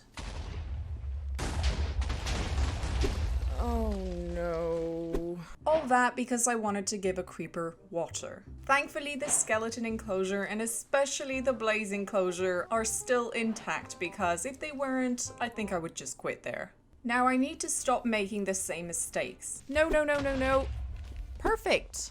To get my mind off how terrible I was, I went to collect some amethyst shards to make tinted glass. Once I'd finished building the skeleton enclosure, I went to get another creeper. Okay, Tootsie, don't mess this up for the 100th time. Thankfully, I managed to get him safely in his enclosure and there weren't any explosions this time. I then went to get a skeleton, so first of all I gave him a helmet so that he wouldn't burn, and then I named him Henry. Next, let's do the spider. I was thinking of doing a jungle-themed enclosure because a lot of spider species live in rainforests. My block palette will include moss, jungle leaves, mossy cobblestone, cobwebs, etc. To keep the spiders contained, I decided to shape the enclosure into a glass bottle so that the spiders can't climb out. I then went to get a spider that I named Henrietta, and I brought her in the enclosure. We've been doing quite a few simple mobs to bring back, so to change it up drastically, let's do the ghast. Obviously, the ghast needs a very large enclosure, so I'm going to start off by covering this large circle with netherrack. To actually keep the ghast contained, I'm going to cover the sides and the top of the enclosure with glass. Now that everything is ready, the hard part commences. So I need to figure out a way to get the ghast back into the overworld, so that's going to be interesting. So step 1, let's get a ton of obsidian. Step 2, make a huge portal. Step 3, repeat step 2 in the nether. And now for step 4, let's use our imagination. I thought I could maybe catch a ghast with a fishing rod and get him into a minecart for sending him through the portal. So I started clearing out the area and digging up all the netherrack. And guess what? The only thing I caught was this zombified piglin. I then dug out an enormous room in the nether wall, making sure I was in the Soul Sand Valley biome. It took me ages to do, and guess what? It didn't work. So at that point, I was really starting to get fed up, because imagine digging out netherrack for hours for no results. It can be a bit frustrating. But I didn't lose hope, and I decided to try one last solution. So I went up to the nether roof and built a special contraption to help me get a ghast in a minecart. And I connected it to a long railway with a portal at the end. Now all I needed to do was wait for a ghast to spawn. I waited, and honestly I was starting to lose hope at that point, when suddenly a ghast spawned. So now I need to get this guy in a minecart. Oh great. The second time around I was more careful, but once the ghast was on the railway he shot fireballs at me, so I had to fly off, and finally he went through the portal. I made a few attempts at putting a name tag on him and getting him out of his minecart, but in vain. He kept destroying his enclosures, so I just left him like that. I'd say the difficulty of the ghast was a good 10 out of 10 for sure. Before working on the next enclosure, I went to check on all the mobs, and guess what? The spider had despawned.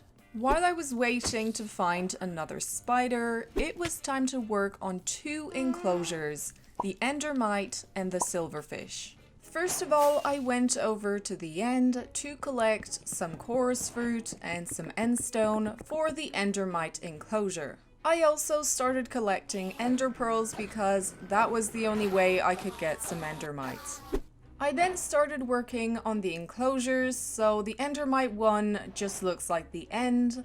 But for the silverfish enclosure, I decided to contrast by using some dripstone, bushes, and stone. Obviously, I'd forgotten that silverfish go into stone blocks, but yeah, I will soon figure this out. For getting the endermite, it was quite simple. All I had to do was throw some ender pearls until finally one spawned. So we've got Blurb the endermite. For the silverfish, it was a little bit more difficult because I had to find one in the world, but thankfully when I had gone mining earlier, I had actually come across some silverfish, so I went back to the exact same place. I built a long staircase going back up to the surface, and then I mined around until I found a silverfish. I then brought him back to his enclosure, and obviously he went inside a block, so I had to remove all the stone blocks and just replace them with some grass and some leaves. I'd say the endermite is a 1 out of 10 to bring back, and the silverfish is a 3. Next, we're going to work on the drowned. For the enclosure, I decided to do a sort of coral reef inspired tank, so I covered the bottom with sand, filled it up with water, and then added some corals and some seagrass all around. I also started working on the husk enclosure that was right next to it, and I made it look like a sort of desert. I then decided to do a railway in the nether so that I can travel faster, and I went over to the desert to find a husk, and I lured him all the way back to his enclosure. For the drowned, I actually wanted to do things the hard way to challenge myself and like bring back an actual drowned from a river or the sea, and then I realized it would be really annoying because the drowned would just burn and also he wouldn't want to get out of the water. I could have actually done this at nighttime, but I mean sometimes it's better to do things smarter, not harder. And I actually just decided to get a zombie from underneath the zoo and lure him over to the tank, and then 30 seconds later he turned into a drowned. Next, let's do the slime and the magma cube. So we all know that they are very similar mobs, and I actually decided instead of having 2 separate enclosures, why not have 2 enclosures merged as one? Like that, there's a sort of nice little contrast. So what I basically did is half of the enclosure was like a swamp a bit, and the other half was the nether side of the enclosure. Once the enclosure was done, I headed over to the nether and brought back a magma cube. The magma cube was quite slow, so it was a long trip back. I then went over to the mangrove and waited for a slime to spawn at nighttime. I wanted to bring back a medium-sized slime, but a creeper came out of nowhere and blew up, so I had to bring back the tiniest and slowest slime ever, and it took me ages. I also started working on the area between the enclosures, so I shoveled down the grass to make paths, and it immediately made the zoo look much neater. After checking on Blorb the silverfish, I went back to the village and traded with some Fletchers to be able to get loads more name tags. Now it's time to work on the piglin and the phantom. So just to be clear, I obviously can't bring back a non-zombified piglin from the nether, so the zombified and non-zombified piglin will count as one. For the piglin enclosure, I was inspired by the nether waste biome, and I gave him gold nuggets to eat. I'm not sure they're edible though. For the phantom, I wanted to give a wild and magical feel to the enclosure, so I mixed up plants from the overworld and plants from the nether. For food, I gave him some meat because if I gave him some phantom membrane, it would have been a bit cannibalism, so yeah, not great. So first I went to get the 2 piglins I trapped in a boat, and they angrily followed me all the way back to the piglin enclosure. For the phantom, I AFK'd at the creeper farm for a couple of nights, and I tried to lure them in the enclosure, but they would fly back up immediately. I then realized I could just trap them in a boat, and I easily got one in and named him Floppy. Next, let's do the Enderman and the Shulker. For bringing back the Enderman, I am not worried at all. But as for the Shulker, it's going to be very tricky. So first, let's start off with the enclosures. For the Enderman, I'm going to do an enclosure that looks like a warped forest. And for the Shulker, it's going to look like the End Islands. Once the enclosures were done, I immediately went to catch an Enderman in a boat, and using some pistons, we made our way back up to the zoo and then into the enclosure. So the thing is, Enderman can teleport, so a name tag won't suffice, and he will have to stay in the boat the entire time. Now it was time to bring back one of the most dreaded mobs in the video, the shulker. I mean, shulkers are not that scary or anything, but bring them back from the end through 2 portals and then all the way over to the zoo. Yeah, that's not gonna be very fun. I flew all over to the end and made my way above the end islands in search of an end city close enough to a portal. Finally, I found one and I started building a canal connecting the portal to the end city.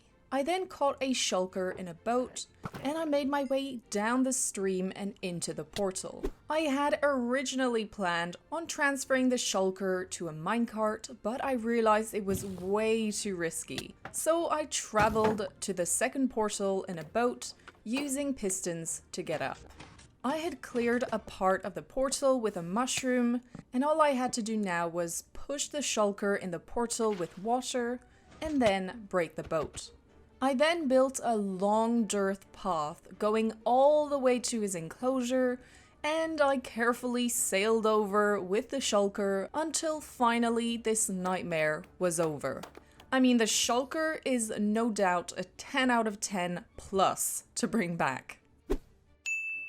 Next, we're going to work on a group of lovely monsters. All the raid mobs.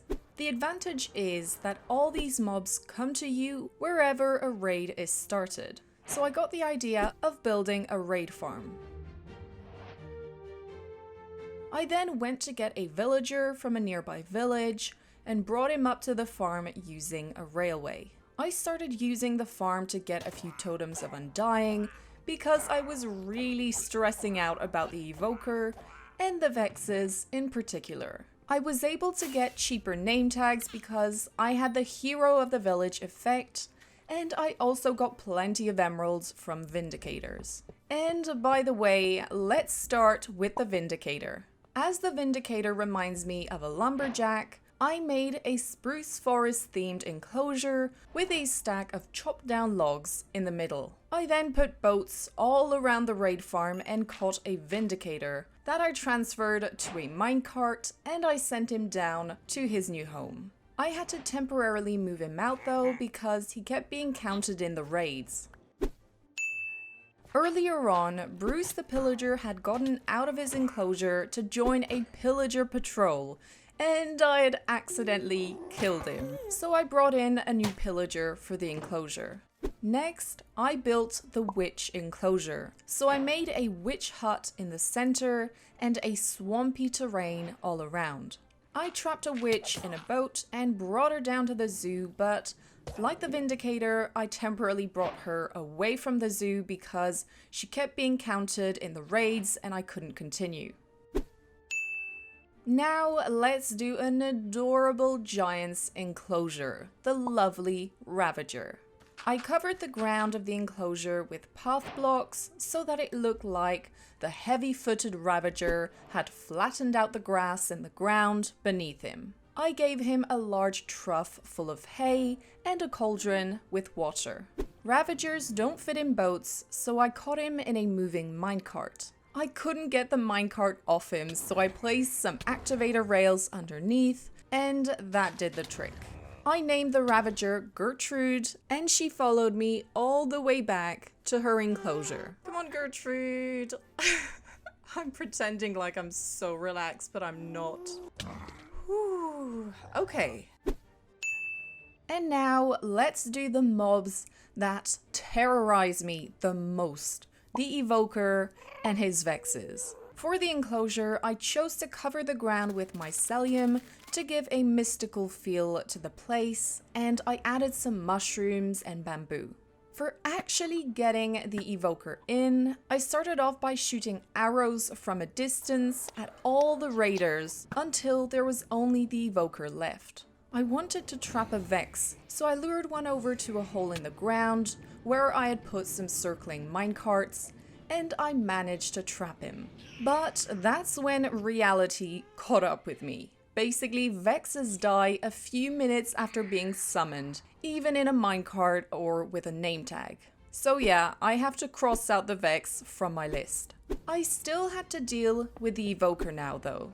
Oh my god, oh my god. I managed to quickly divert his minecart and he went all the way down and straight in his enclosure. I made a few attempts at getting him out of the minecart, but he kept sending vexes each time, so I had to make a run for it. With a bit of patience, I finally got him out, and that is it for the evoker enclosure. I did this once and I am never, ever doing it again. Now that all the raid monsters were in the zoo, I brought the Vindicator and the Witch back to their enclosures. I then finished all the path in between the enclosures and the zoo was starting to look really good. Next, let's do the zombie villager. There was nothing hard with bringing back a zombie villager because I simply got a villager out of the breeder, lured a zombie over, and then I gave him a helmet and brought him back to his enclosure. The latter was actually half wild and overgrown, and the other half was cozy with a bed and bookshelves.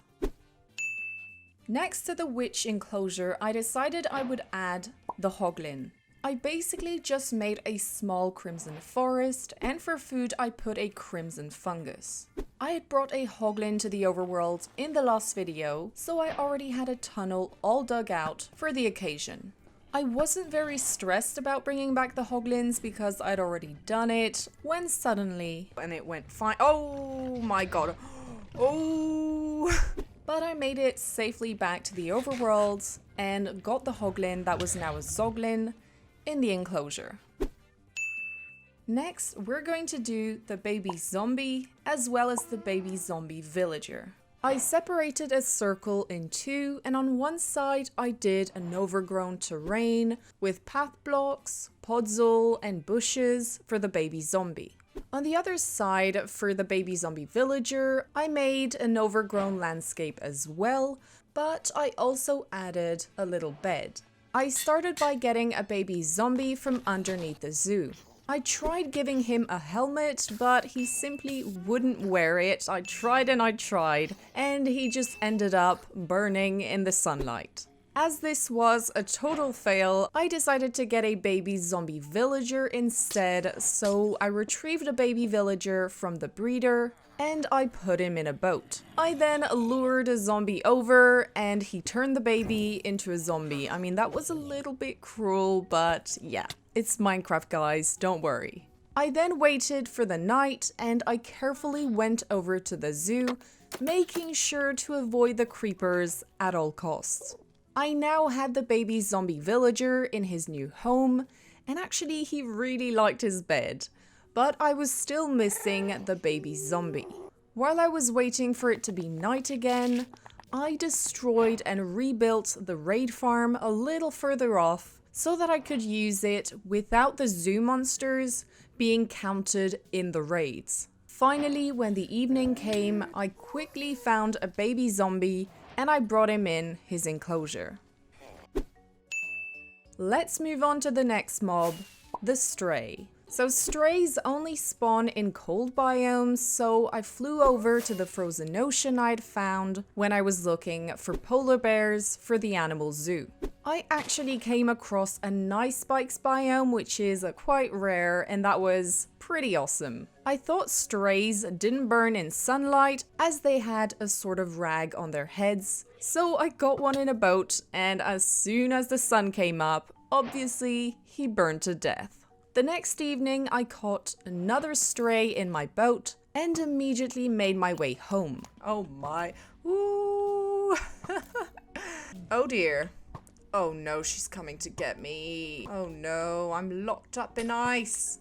I put the stray in a safe place, and now it was time to build the enclosure.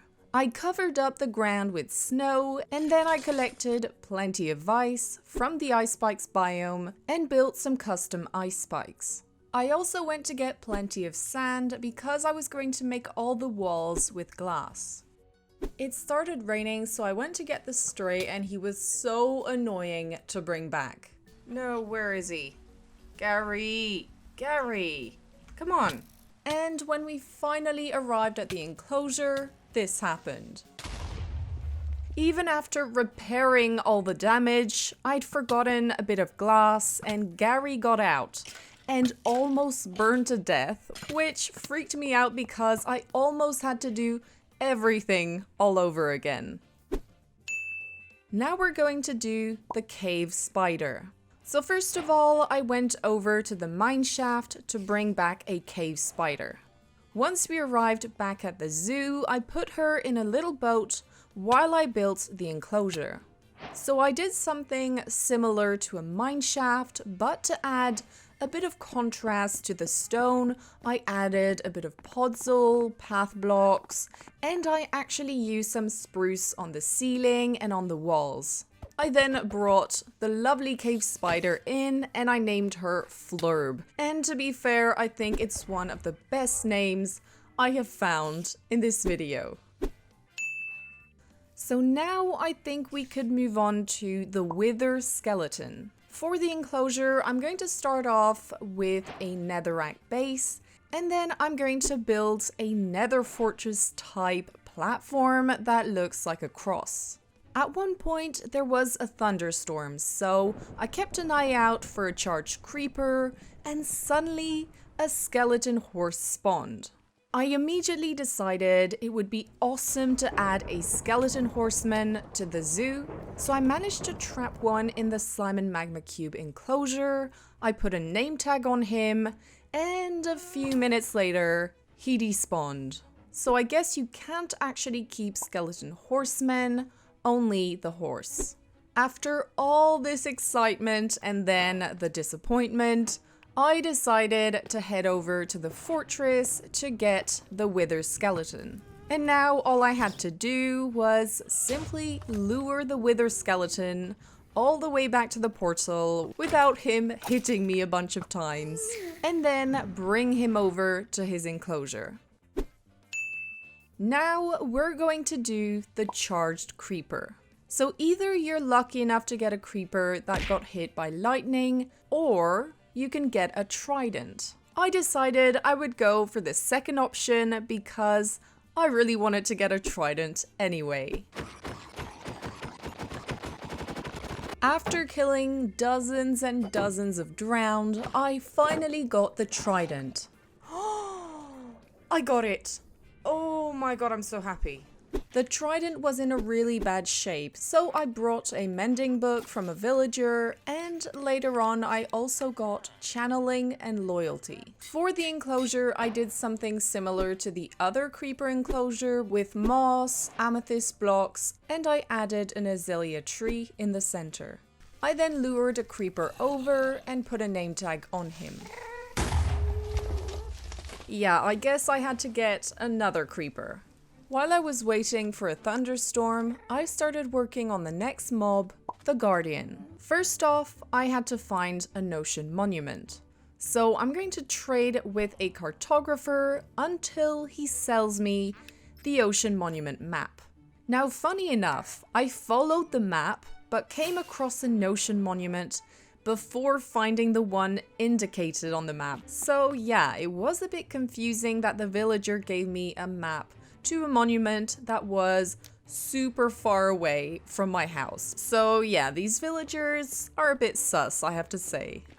I built a portal and started making a passage through the nether over to the portal at my base. I then made a super long railway connecting both portals. While I was at the Ocean Monument, I realized there was a thunderstorm. So I quickly rushed back to the zoo and used my trident to turn the creeper into a charged creeper. For the Guardian enclosure, I basically just made a little tank and filled it up with water. To catch some Guardians, I decided to put a few boats around the monuments, just hoping that some Guardians would accidentally get trapped in them.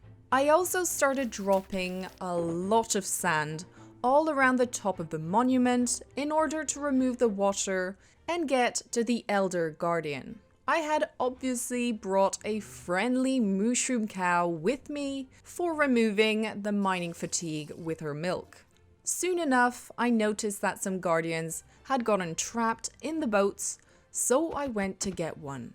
I carefully got him out of the boat and he actually jumped in the portal all by himself, which was really handy. He then got caught in my minecart contraption on the other side and I was able to easily send him on his way over to the other portal. When I came back to the zoo, the guardian was actually still in his minecart at the bottom of his enclosure. I then started working on the Elder Guardian enclosure. So I basically filled up a huge tank with water and I decorated with corals and seagrass. I then went back to the monument to continue placing sand to get rid of all the water. Slowly, I was starting to get closer and closer to the Elder Guardian chamber, and I mean, this was by far the longest preparation I had to do to get any mob back to the zoo. Well, it was closely followed by the Ghast and the Shulker. After hours of enlarging the passageway to 3 blocks large, building a railway up to the monument, and removing all the water with sand, I had reached the Elder Guardian's chamber. I strategically put sand all around him to block him up in a tight space.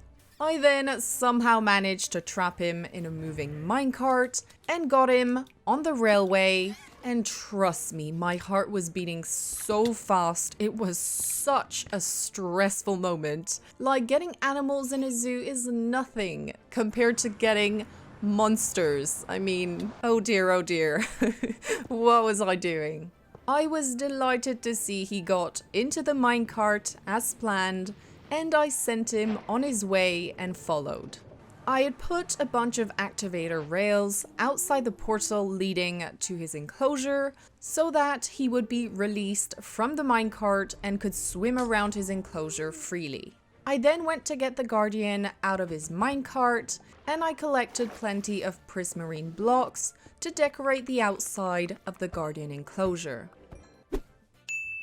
Now at that point I thought I was all done, so I double checked and realized I should add a few more mobs. So we have the piglin brute, the baby zombified piglin, the baby drowned, and finally the baby husk. So first I made a passage going all the way to a bastion, and I managed to trap a piglin brute in a boat. And finally I got him in a minecart and sent him over to the piglin enclosure. For the baby piglin, I basically just found a baby zombified piglin in the nether, and I brought him back to the overworld in a boat. For the baby drowned, I basically just lured a baby zombie in the drowned enclosure, and that was done pretty easily.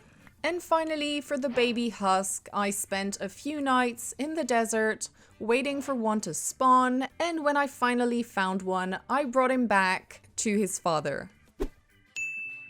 So we've already built a zoo for every animal in Minecraft, and then a zoo for every monster in Minecraft. But now all we have to do is build a zoo for all the bosses, and to be fair, this project is near impossible. For the location of the zoo, I'm not actually going to make it near my base in the overworld, but instead in the end. So I guess I will have to bring the Warden, the Wither, and the Elder Guardian over to the end. Yeah, super simple. So we're going to start off with the Ender Dragon. First things first, I need to repair all my tools.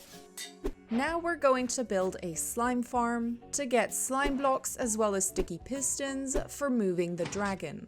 The only problem is I've only found a mangrove swamp in the world, so hopefully it'll work out. The problem with the mangrove swamp is the fact there is so much vegetation everywhere, so I guess I will have to clear everything out before being able to build the farm.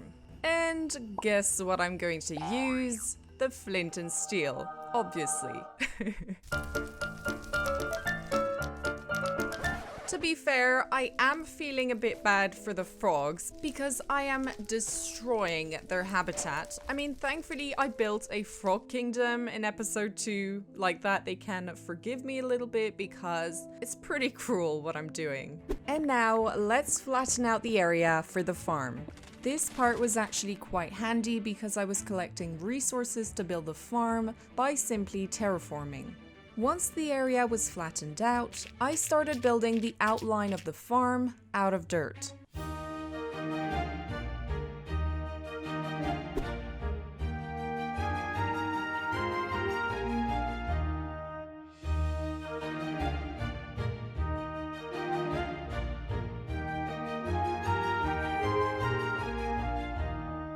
When the spawning platform was done, I used some mud to make some walls all around.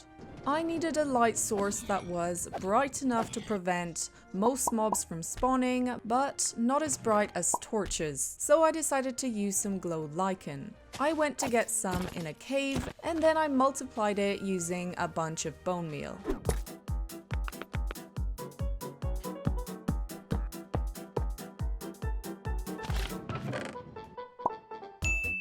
So next I'm going to build a fully automatic crop farm, and I'm basically going to use some of the villagers from my villager breeder. So first of all, I need a few chests and some hoppers, and then I'm going to build 4 platforms. So I was thinking I could have 2 with potatoes, and then 1 with wheat and 1 with carrots. The reason I have 2 platforms for potatoes is because I'm half Irish and I love potatoes. To light up the farm, I'm going to use some shroom lights, and yeah, I did forget to take a hoe with me.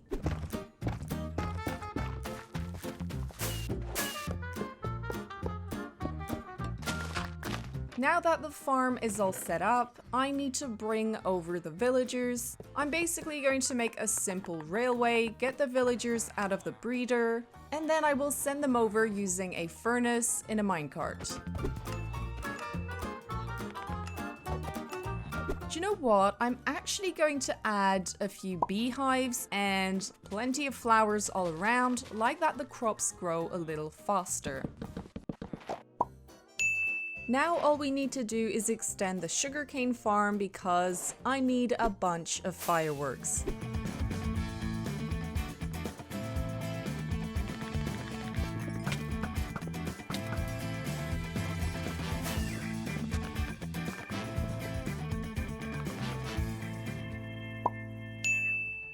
It's dragon time, so the quickest way to get to the end would be through the nether. So I'm going to build a passageway connecting my base to the stronghold. So the very first thing I'm going to do to get the dragon is place some blocks in specific places at level 200. If you want a detailed explanation of how this all works, I recommend you check out Ignaz778's video because he is the one who figured it out. But to put it simply, this trick will play on how the dragon path finds. So now it's time to respawn the Ender Dragon, but for that I need 4 end crystals. I will get a few totems of undying just to be sure I won't die. Oh, and they do look like Paddington Bear. I don't know why I chose that, but I thought it would be funny if I was like carrying a teddy bear everywhere I go. So normally I'm prepared. I've got my bear, totem of undying, I've got my crystals, and now all we need to do is place them around and hope that everything will go as planned. And it probably won't, I expect. Okay, there he is. Now it's time to break all the crystals. So as you can see, he is blocked in place. So normally and hopefully he will stay stuck like this. And now what I have to do is push him through this portal. I wonder, can he throw his little balls at me there? That wouldn't be very good. So now what I have to do is place a lever, activate it, and then it will move the blocks slowly until I can actually move the dragon. So I think she's starting to move. From here, I'm going to try and build a little flying machine to bring him over a little quicker. Now, the only tricky thing with that is I have to stop it before, like, he goes out into the end and we never see him again. Oh dear. Perfect, I made it too close to the dragon. No. Will it work? Okay. Off he goes. Now I just need to stop it in time. How am I supposed to stop it? Oh my god. I'm not doing a flying machine ever again. Oh no. Oh no. Oh no. Oh great. So he's destroying everything. Perfect. I have a second chance now, guys. And I am never ever doing a flying machine ever again. The flying machine is somewhere over there, just doing its thing. Yeah, I tried to pretend I was a good Minecraft player, but no, I'm not. Here we go again, the long way. But at least it is a sure way. Are you sure about that? Oh dear. No. Okay, so guys, I'm just not managing. Every time the dragon is around here, for some reason, he gets unblocked. So I think I'm gonna have to kill that dragon, and that will open another portal, and maybe it'll work better. I don't know. Well, at least killing the Ender Dragon won't be too hard. Did a new portal open up somewhere? Yes. So what I'm gonna do is respawn a dragon, and I'm gonna try and get him through that portal instead of that one because because for some reason that one just isn't working.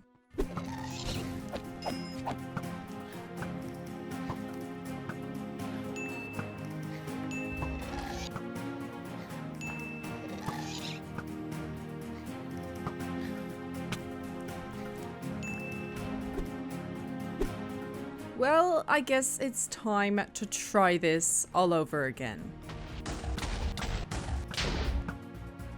We've got the dragon in the air. He's a bit high, but yeah, I've got to get him through here.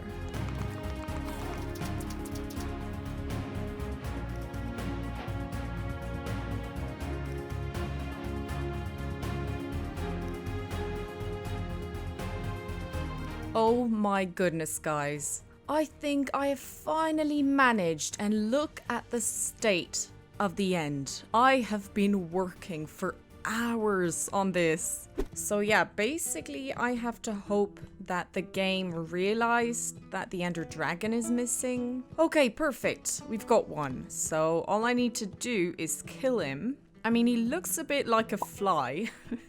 I'm not sure why. This is perfect. Basically, I've got the other dragon somewhere over there in the End Islands, and I can now return to the overworld whenever I want. Why do I feel like things are not gonna go well? Oh dear. So now I have to follow the dragon. Oh my god. Oh my god, my mess. So the dragon is probably going to go underneath. When I was... yeah, the dragon goes through the end island. Oh my god. Enderman. Now I just need to wait for it to come back up. So I was thinking maybe if I send a little arrow, it might wake him up. That did not work. Nice bottom though. Wow.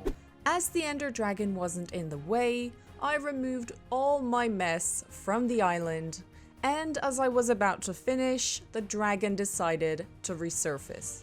The dragon wasn't freezing, so I went up in the sky to repair the structure I'd made, and it didn't go perfectly. Okay, I'm out of here. Oh dear. Oh wow. Oh my god. He's coming down pretty angry there. Finally, the dragon froze. I'm not sure why he's in the pillar though. So now I can plan out the zoo. So we're gonna start off by flattening out the area where I'm gonna build the zoo. I was thinking I would incorporate some of the pillars in the zoo, and the main shape will be a circle. Now that the end island is flat enough, we're going to trace out the outline. So I'm using netherrack because it's super quick to collect, and also you can see it pretty well in contrast to the end stone. Now let's get all the materials needed for the Ender Dragon enclosure. So first I'm going to break down an entire end city because I'm going to rebuild it in the zoo. For the bottom part, I rebuilt a basic end city build, but then I decided to incorporate the rest of the obsidian pillar by shaving it down a few layers and covering it up with purple blocks. I didn't have a beacon yet, so it took quite some time. Finally, for the top part, I rebuilt the building at the bottom, but smaller. I took a little break to AFK at all my farms, and then I went to collect some amethyst blocks as well as some blackstone because I'm planning on making some custom enchanted trees. Finally, I needed to make a sand farm for infinite sand and concrete powder. I decided to build a super large and complicated sand farm, and I was smart enough to not prepare. So I had to constantly go back and forth between my farms, my base, and the stronghold. I mean, my channel is great because you learn what not to do. Now, if all this doesn't work, it means it literally took me an entire day and a half to do for nothing. Like, I am a bit stressed, to be fair. Okay, so... oh no. Why is there sand here? Oh no, everything fell. Oh my god, no. What did I do wrong? The sand fell. Okay, well, I think it's time to take a break. I'm so fed up, guys. Oh, and when I say I spent a day and a half on it, I am not even exaggerating. I did spend an entire day and an entire morning working on this for no reason. Yeah, doesn't work. Super. So we're back to square one. To relax a little after all that, I decided to work on the zoo. I wanted to create a mystical and forest biome for the dragon using purple concrete powder, endstone, amethyst blocks, and blackstone.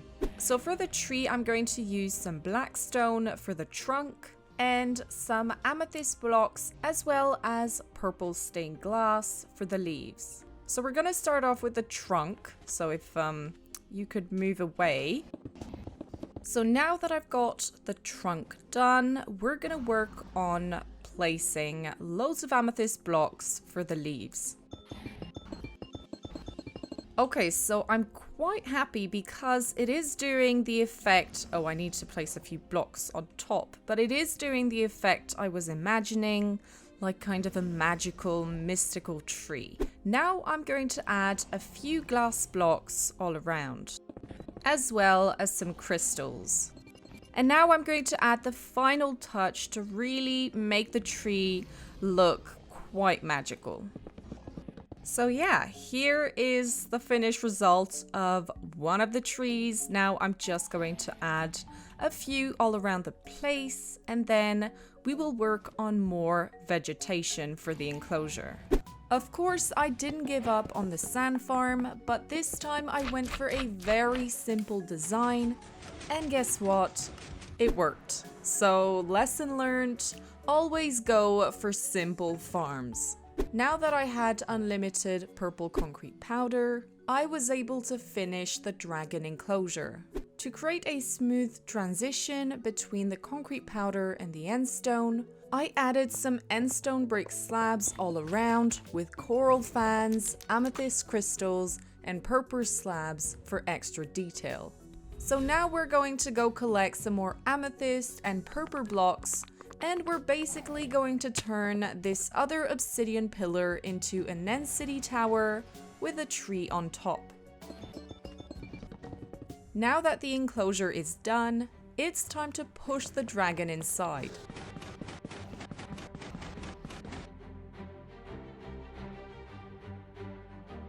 I then collected loads of sand from the sand farm and I smelted it to turn it all into glass. I then spent a few hours making an immense glass wall all around the dragon area to pretend I was actually containing him, even though if he got unstuck, he would just break everything. Finally, we are done with the dragon's part of the zoo. So now we're going to move on to the wither. Right before doing anything, I'd like to upgrade all my tools to netherite. As I now had a gunpowder farm and a sand farm, let's say TNT was easy to come by, so I didn't struggle too much to find some netherite.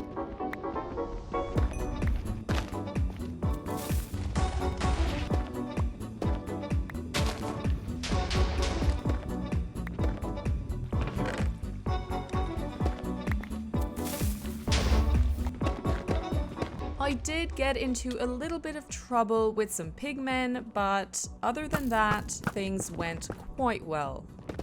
We are now officially full netherite. Next, let's collect some wither skulls. Okay, so we've got the first one. I'm realizing this is taking too much time because I need to get at least 6 wither skulls for making a beacon as well as spawning the withers, so my plan is to build a wither farm.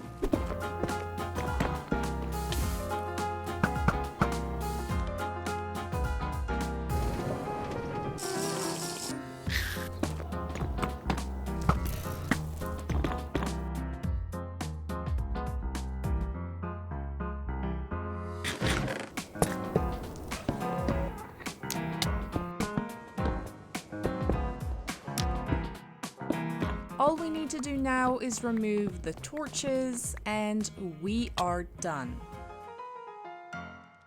I was thinking I could have the wither in this area here. My biggest problem being in the end is the fact there are many endermen, and if one attacks the wither or vice versa, he can get free from his contraption. My solution will be using water and glass. So that will do for the moment, and now I'm going to start working on the actual contraption. So I need a very unexpected thing for trapping the wither, and I'm actually talking about a fish. The contraption is done, so all I need to do now is summon the wither. Basically, the 2 small heads are stuck in obsidian, and the main head is focusing on the fish. As for the skulls, they are blocked by the armor stand. I chose to do this contraption because it's the one where we can see the wither the best. One thing that I did find a bit annoying is the fact we will have the wither bar throughout the entire video. So I'm gonna put a resource pack that makes it a bit smaller. Now let's plan out the actual enclosure. So I was thinking we could have a volcano in the center with the wither inside, and then all around a few nether biomes. First of all, let's get all the materials. So we're gonna start with the warped forest. Next, we're going to do the soul sand valley. For building the actual volcanoes, I'm going to use basalt. And finally, we have one last biome to do, the Crimson Forest. To start off, I'm going to change all that endstone into netherrack.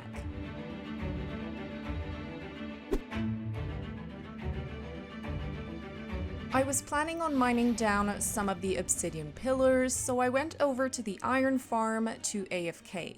So now it's time to kill the wither, because I need a nether star for making the beacon. And you know what? We're actually gonna kill it underneath the bedrock here. Now that we've got this little room, we can summon the wither. The farm wasn't working very well because the iron golems kept spawning where the chests were. So I built a second spawning area to try and stop this from happening. When I finally had 2.5 stacks of iron blocks, I was able to build a beacon with haste too.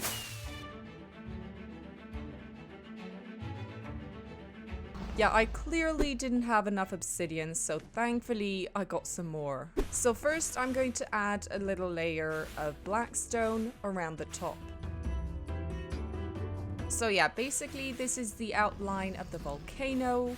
And what I'm going to do is I'm going to extend a bit this side of the volcano into an opening. And that is where we will be able to look at the wither.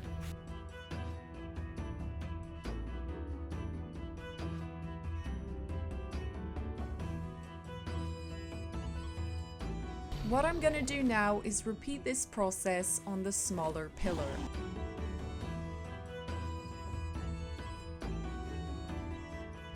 So now it's time to sort out this hideous wither area and just make it look a little bit more proper.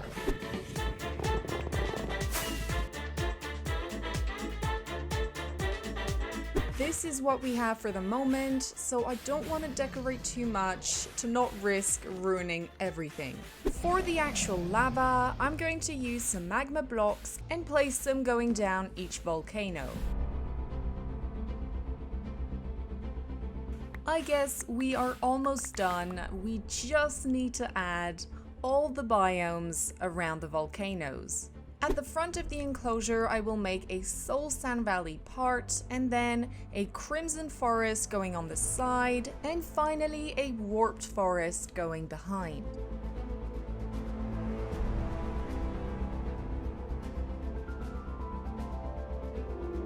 So now that the wither enclosure is done, I still need to add some glass walls all around, a bit like I did for the Ender Dragon enclosure. But instead of using purple, I'm actually going to use some nether bricks. So yeah, we're gonna have to collect quite a few.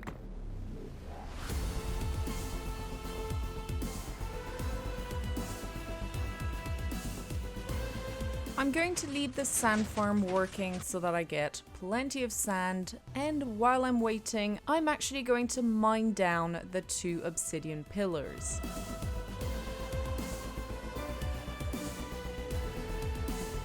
Let's move on to smelting all the sand and building the walls.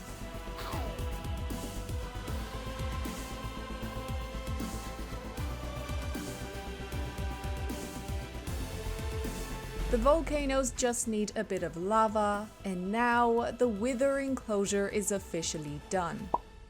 Next, let's move on to the Warden. For the Warden enclosure, I'd like to find an ancient city for inspiration and also to see what blocks are in it. So I'm gonna head down in this cave because I'd come across a deeper dark biome earlier on. So I have to keep an eye out for skulk shriekers. Like this, for example. I mean, maybe I could try and mine it. Oh dear. For collecting all the skulk, I think what I'm gonna do is head back up to the surface and make myself a diamond hoe. I'm also going to put silk touch on the hoe as well as efficiency 4. Let's collect a ton of skulk. Guess what? I wasn't recording this part, but thankfully I was recording with replay mod and I literally fell in some lava. I was not expecting it. I just found out these blocks are actually quite useful. They're called Skulk Catalysts, and basically if you kill something nearby, it will spread skulk all around it. So maybe while I'm doing the enclosure, in case I run out of skulk, I might try this technique a bit. After that, I wasted a few hours just exploring the caves, and to be honest, I had forgotten you had to go in mountain biomes for finding ancient cities. On the good side though, I actually restocked on diamonds, which was pretty cool. Finally, I remembered that ancient cities only spawn in mountains, so I went over to the mountain biome near the monster zoo. I'm gonna go down in all the ravines I find nearby, and hopefully I will find an ancient city. So I think we're gonna head down here. Oh, and we've got some more diamonds. Oh my god, there's quite a few skulk shriekers around here. I wonder how close they can hear you. I should have actually taken some wool with me. I'm not very smart. I'm gonna try to put some wool all around the shrieker to see if maybe like it stops it from getting activated. I want to try this again with another shrieker. Oh no. Okay, I think I'm gonna get out of here quickly. Oh no. Oh dear. Nope. This staircase is way too long, so what I'm gonna do is just go in that direction and mine straight down carefully.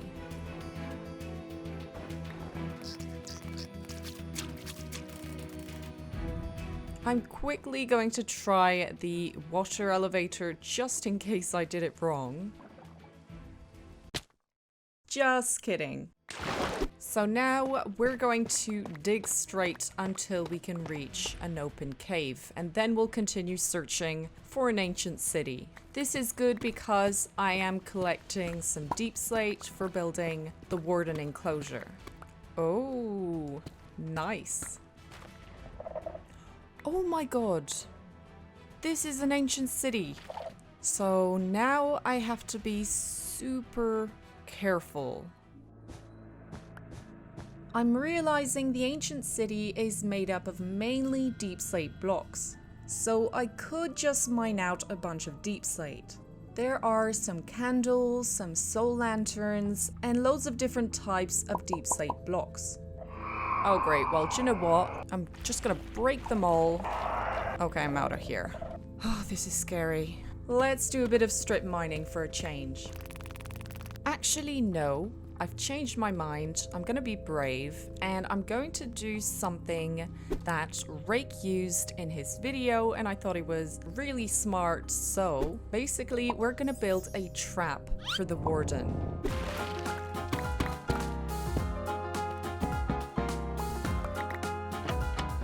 Now that the trap is all set up, it's time to test it out. So I'm gonna activate this shrieker a few times.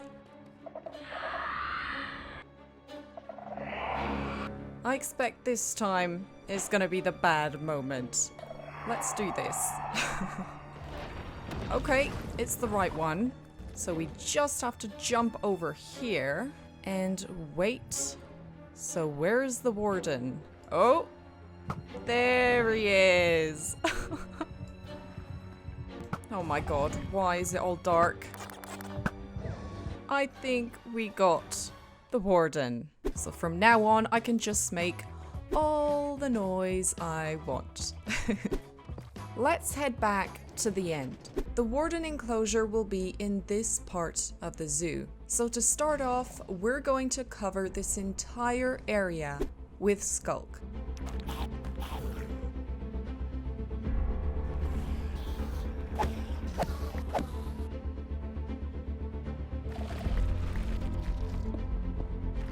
Now that we're done with the Skulk floor, let's move on to building the warden's new home. I was thinking of doing an ancient city inspired build with the main portal frame in the center and corridors all around.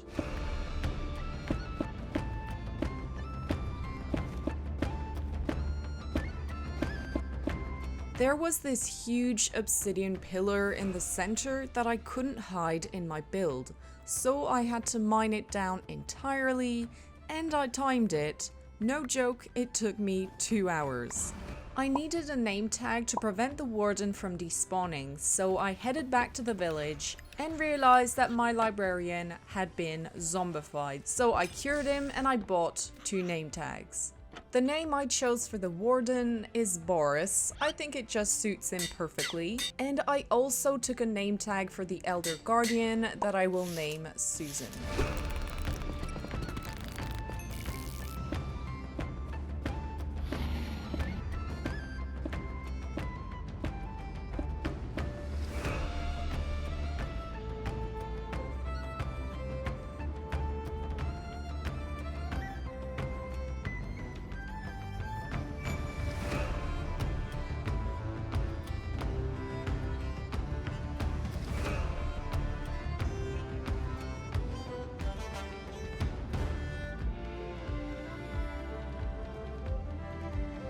I lit up some soul soil underneath the portal to get blue flames, and I also hung up some soul lanterns and placed down candles.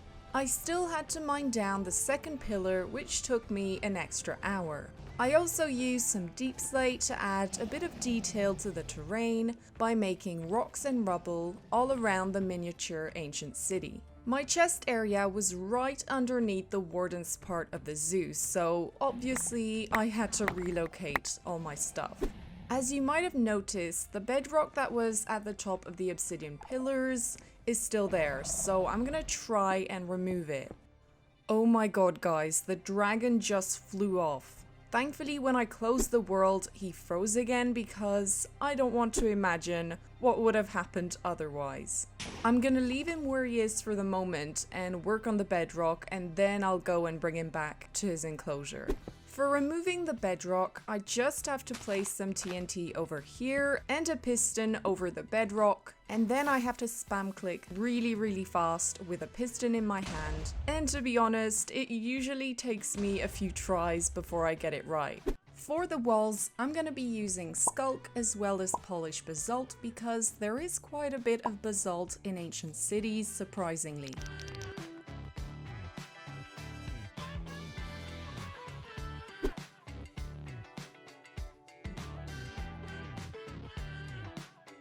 Just before going to get the warden, I will bring the dragon back into her enclosure. The warden's new home is all done, I've got everything ready. And yeah, basically the warden will live in this little cage. I originally wanted the warden to be able to live in the entire enclosure, and then I realized if I have to build the Elder Guardian enclosure over here, and the warden is just sending supersonic waves at me, it's just gonna be really complicated. So yeah, it's a bit sad, but the warden will live in a small area, a bit like the wither as well. But you know, with bosses, we have to put safety first. Basically, I'm going to attempt to lure the warden from the platform over here, up these stairs, and then into the enclosure. I'm going to jump over these trapdoors and hope that the warden will fall in here. So yeah, I guess it's time to go get the warden. So I've just finished preparing the area where the warden will go into the end, and now all I have to do is dig back over until I reach a deeper dark cave.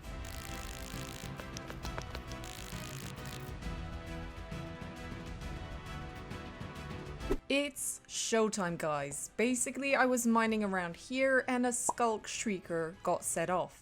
The warden is gonna spawn, and I have to place this name tag on him as quickly as possible. Oh my god, where is he? Oh my god.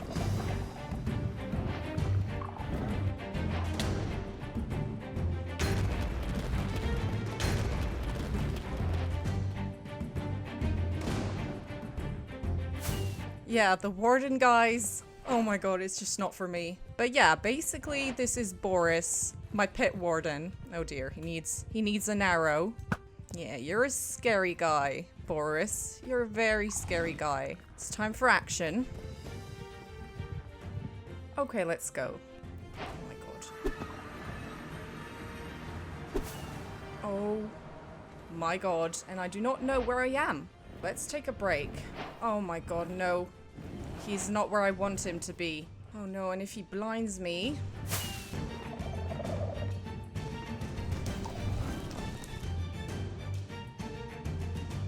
Come on. Oh my god. Okay, okay. We're done. Finally, I could stop completely freaking out that I would lose my world because we had the warden trapped in his enclosure. Now let's move on to the last boss. Some consider it as a boss, some don't, but I decided to count it in, and we're talking about the Elder Guardian. So yeah, basically we're gonna build a huge tank around here, and I'm gonna have a sort of, you know, little ocean monument inside, and we're gonna have loads of corals. Maybe I could add a few fish, etc. So yeah, let's get all the materials.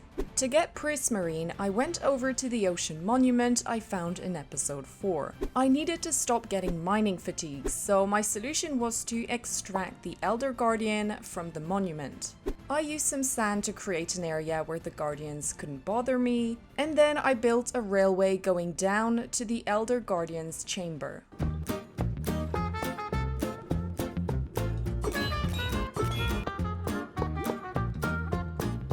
Finally, I caught a guardian in a minecart and sent him over to a circling track near the portal. I'm gonna let him go around in circles for a little bit while I go and kill the last Elder Guardian.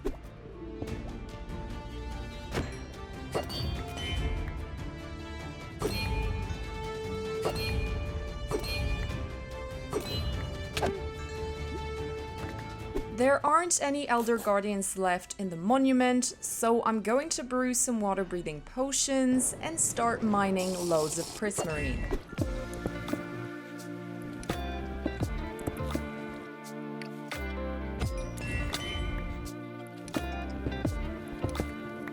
We've got enough prismarine for the moment, so I'm just gonna build back up the sand farm, get some lava, and we're gonna build the aquarium walls.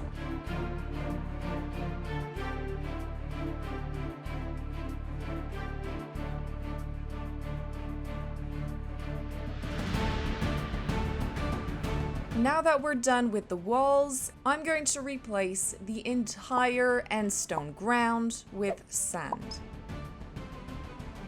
And of course, my favorite moment was mining down the 2 obsidian pillars. And to be fair, while I was doing it, I was wondering what I was doing with my life, just spending 3 hours pressing on a button, doing nothing.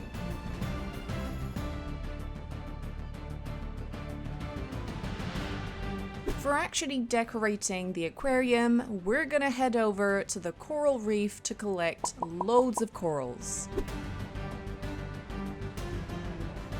I'm also going to mine some more prismarine because I used up a lot for the walls, and I need to build a miniature ocean monument. For building the ocean monument, I tried to stay as close as the original build, just to be sure it actually looked like one, and the size of it is the original divided by 2 or 3. So now we're at the fun part, where I basically have to fill the entire tank with water. So my plan is to make a huge platform out of netherrack and then cover it with water, mine all the netherrack, and then the water will just fall to the bottom. We've got the tank filled up, so now I'm gonna add a bunch of seagrass all around, as well as some corals.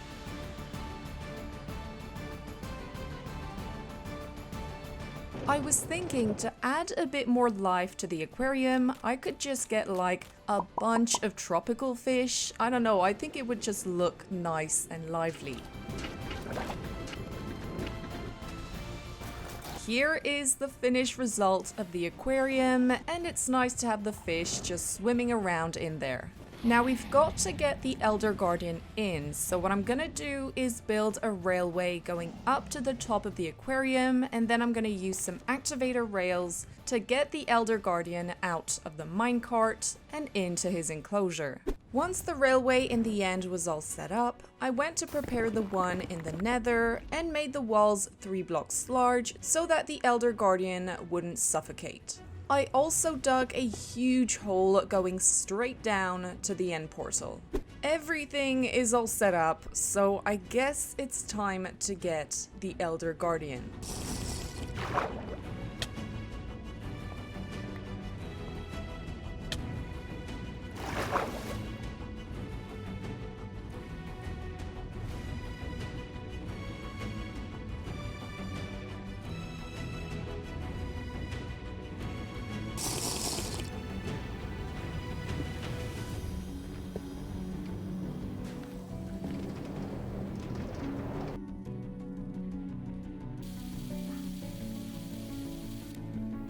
Everything was going quite well, but when I jumped into the portal, you know, from the hole that was super high up, I actually died. So thankfully I had a totem of undying, because that could have been pretty bad.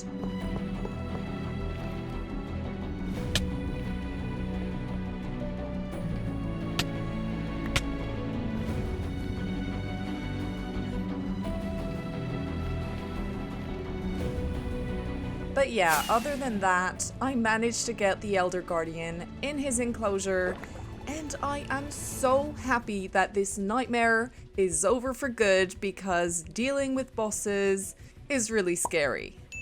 Thank you so much for watching the video, guys. I really hope you enjoyed it, and if you did, don't forget to leave a comment, like, and subscribe. And here is a little walkthrough of the zoo. A lot of you guys have been asking me to do one at the end of my videos. So we've got the Ender Dragon enclosure with the magical forest. We've also got the Warden's part of the zoo, so this one is not a walk-in enclosure. I think you can understand why. Next, we've got the Wither, and we can see the Nether theme is really there with the volcanoes and the warped forest, as well as the Crimson Forest. And last but not least, we have the Elder Guardian Aquarium with the miniature ocean monument, and we can actually go inside, which I thought was quite fun. I guess I will see you in the next video. Love you!